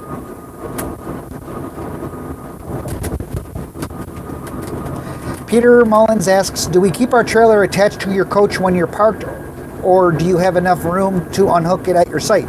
Well, that all depends. Depends on the site. Depends on where we are in the site. The last campground we were just left at, it stayed connected. The one we're going to right now, it'll stay connected. And the one we're going to go to tomorrow, it'll stay connected.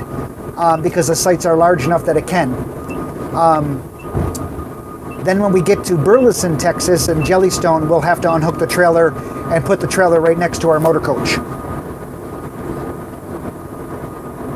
And then when we get finally to Southwoods in upstate New York, it'll go in, even though we have a lot there, we'll just put it in the storage lot. They got a really big storage lot, so we'll just put it in the storage lot, so it won't be in our way, or it won't detract from the site, because we have a pretty site out there, if I do say so myself.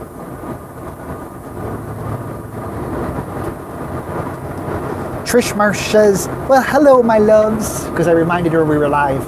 Hello, Trishy. Trishy is Brenda's bestie. At least that's what they call each other. I don't know if it's true. Brenda tells me things like, there she goes again, calling me bestie. I don't know why she does that.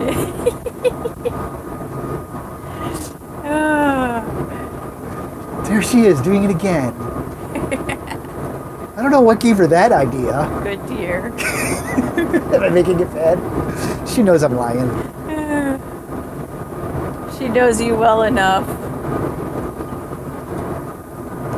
Okay, we are 14 minutes to our destination, 14 minutes to our stop for the day, which is in Van Horn, right? Yes. Is that where we're going? Okay, Van Horn, Texas. David's lucky sometimes if he knows what state he's in. We're in Texas. We're in Texas. How do I know? Because look at the space we have. And by the way, you guys can't see it, but to our right, there's a mountain range that is snow covered. Yeah, I was actually pointing at the snow on the ground and next to the road. Oh, I missed that. Yeah. Oh, I thought you were pointing at the mountain. It was all this white right here. Oh, jeez. I said that was snow, and you said yes, up in the mountains. And I'm thinking, no, right next to you. Yes, Pam. Burleson is one of the parks that we did the Wi-Fi in. Which is why it works. Which is why, now you said that, somebody's going to post, it sucks. Yeah. Well, unless they did something. Unless they did dug up something. the line. Usually when I get back there, I usually have to fix a few things because something happened along the way that we were gone for some reason. Or they broke a line. Or they cut a line. They cut a lot of lines, unfortunately. So I use a lot of what they call wireless bridges to bridge where the lines got cut. But I had fiber run all over that park. Scott ran the fiber. Scott does the networking and the building and stuff. I do the engineering and the design, and then I do the fixing when I get there. Yeah. Put it this way: where we're parked at the RV, I put up an AC bridge radio to connect right to the backbone of the park, and I'll get 170 megabits a second off the park connection, up the park Wi-Fi connection. So I know the system works.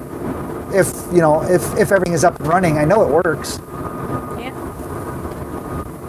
Because we're at the furthest point. Yep.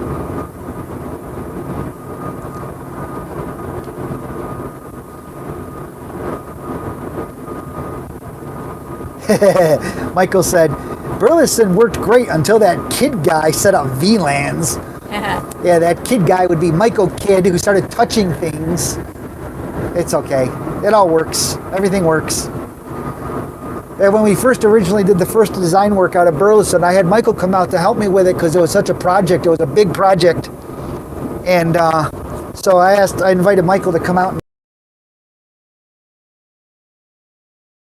and setting up the initial phase 1 of the park. And to this day, Michael, we're still running that Think server for the controller. Much to my dismay, that Think server is running Windows Server Edition, is still running the controller. By the way, we're going to be going through some mountains again.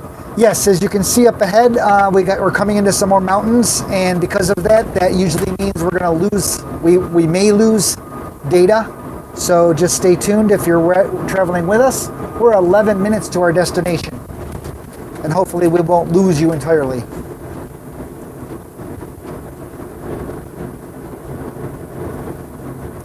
Trish Marsh says, we got plenty of snow if you want some. No, thank you. Gail says, yes, I'm up in the mountains that are really pretty from a distance. And Gail Valance is my sister, everyone. So you can say hi to my sister if you want. She says, I didn't realize coaches were subject to inspection stations. That wasn't for weight or anything. That was actually a border patrol inspection station that they put up. U.S. highway, they have put up border crossings.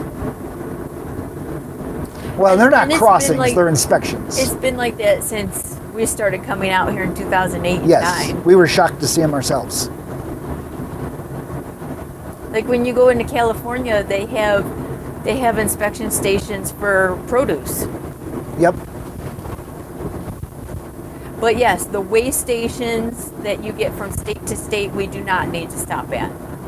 That's for commercial vehicles only.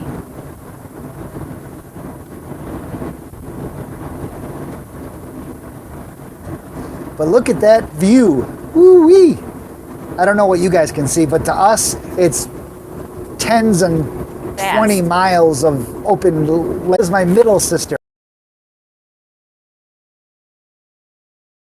He's the baby. I'm the baby at 53 years old. But I don't know if you guys can see it or not, but the views are just gorgeous. I don't even know if we're transmitting right now. I hope we are.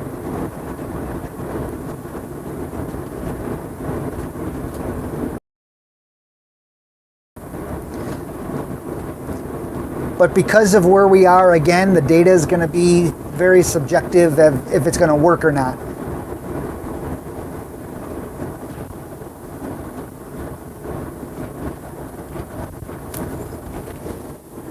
The dog is totally passed out.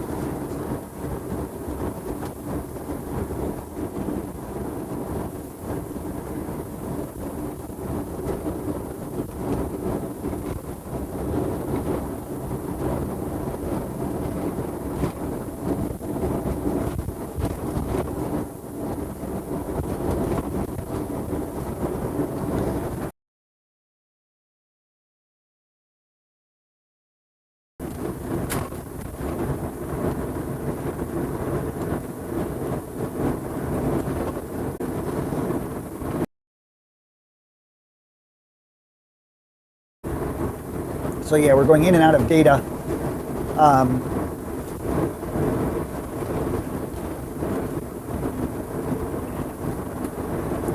See those flashes out there? Those are windshields reflecting the sun. Yeah. Okay, we're 5 minutes to our destination. 5 minutes to arrival. Brenda's taking us in. Oh, brand new rest stop going in.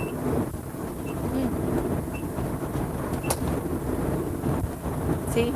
Snow. Snow. Oh, you're right.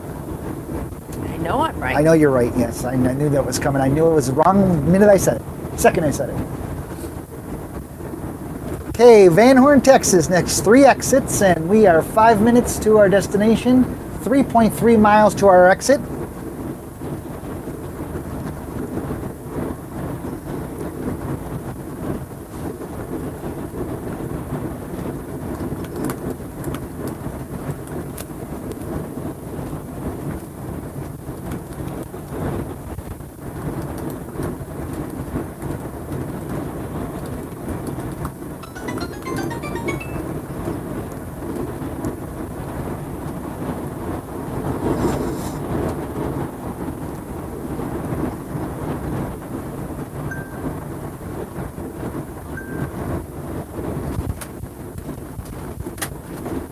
Peter Hall, that is a, believe it or not, slot to slide CDs for music. And basically this holder slides into that slot, and then the tablet grabs onto that. So it's a CD slot holder. That's the only way I can say it. He asked what type of holder we have for our pad.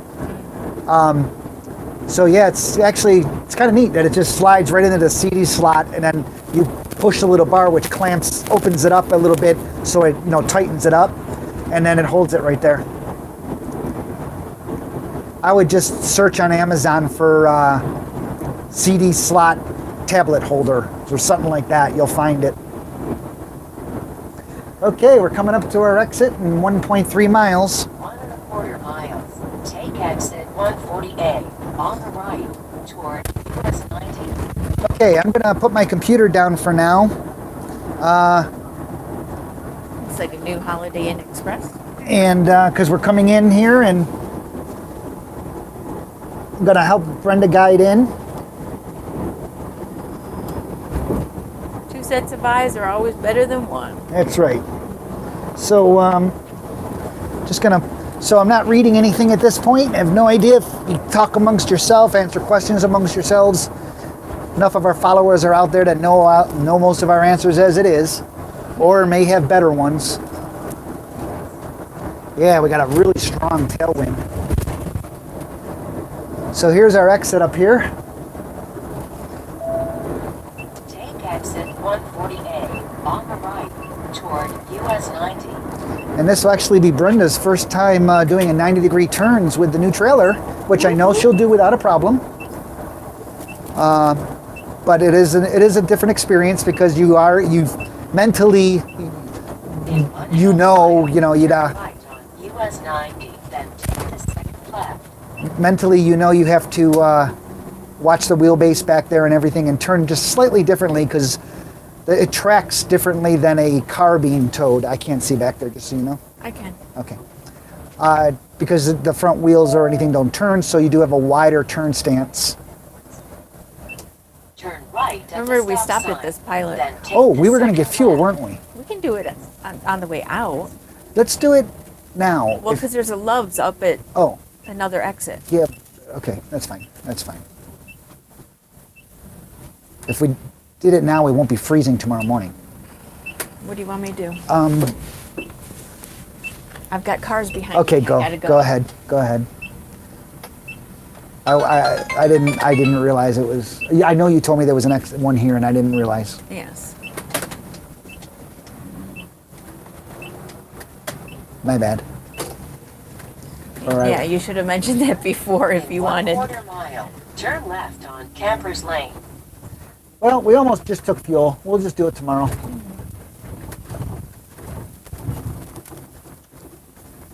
So we have we've been to this campground a long time ago. Haven't been back in a while, and they've put in really these new, really long pull-through sites for people just like us. Left on Camper's Lane. Ironically, last time we were here, we had our other German Shepherd. Tasha. So that was in 2010 or so, last time we were here.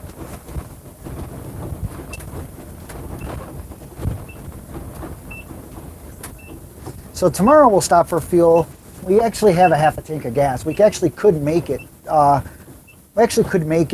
We might just do that. We just, depending on the wind and stuff, we might just We'll take figure that. that out tonight. Yeah, we'll just do our calculations and In 1/4 mile, arrive at Van Horn RV Park on the right. we'll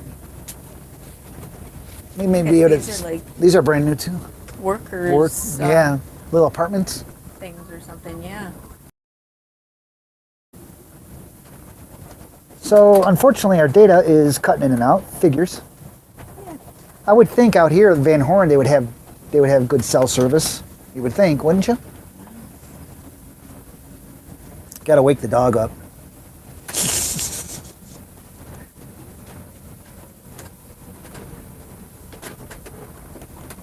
Hey, that's the dog park.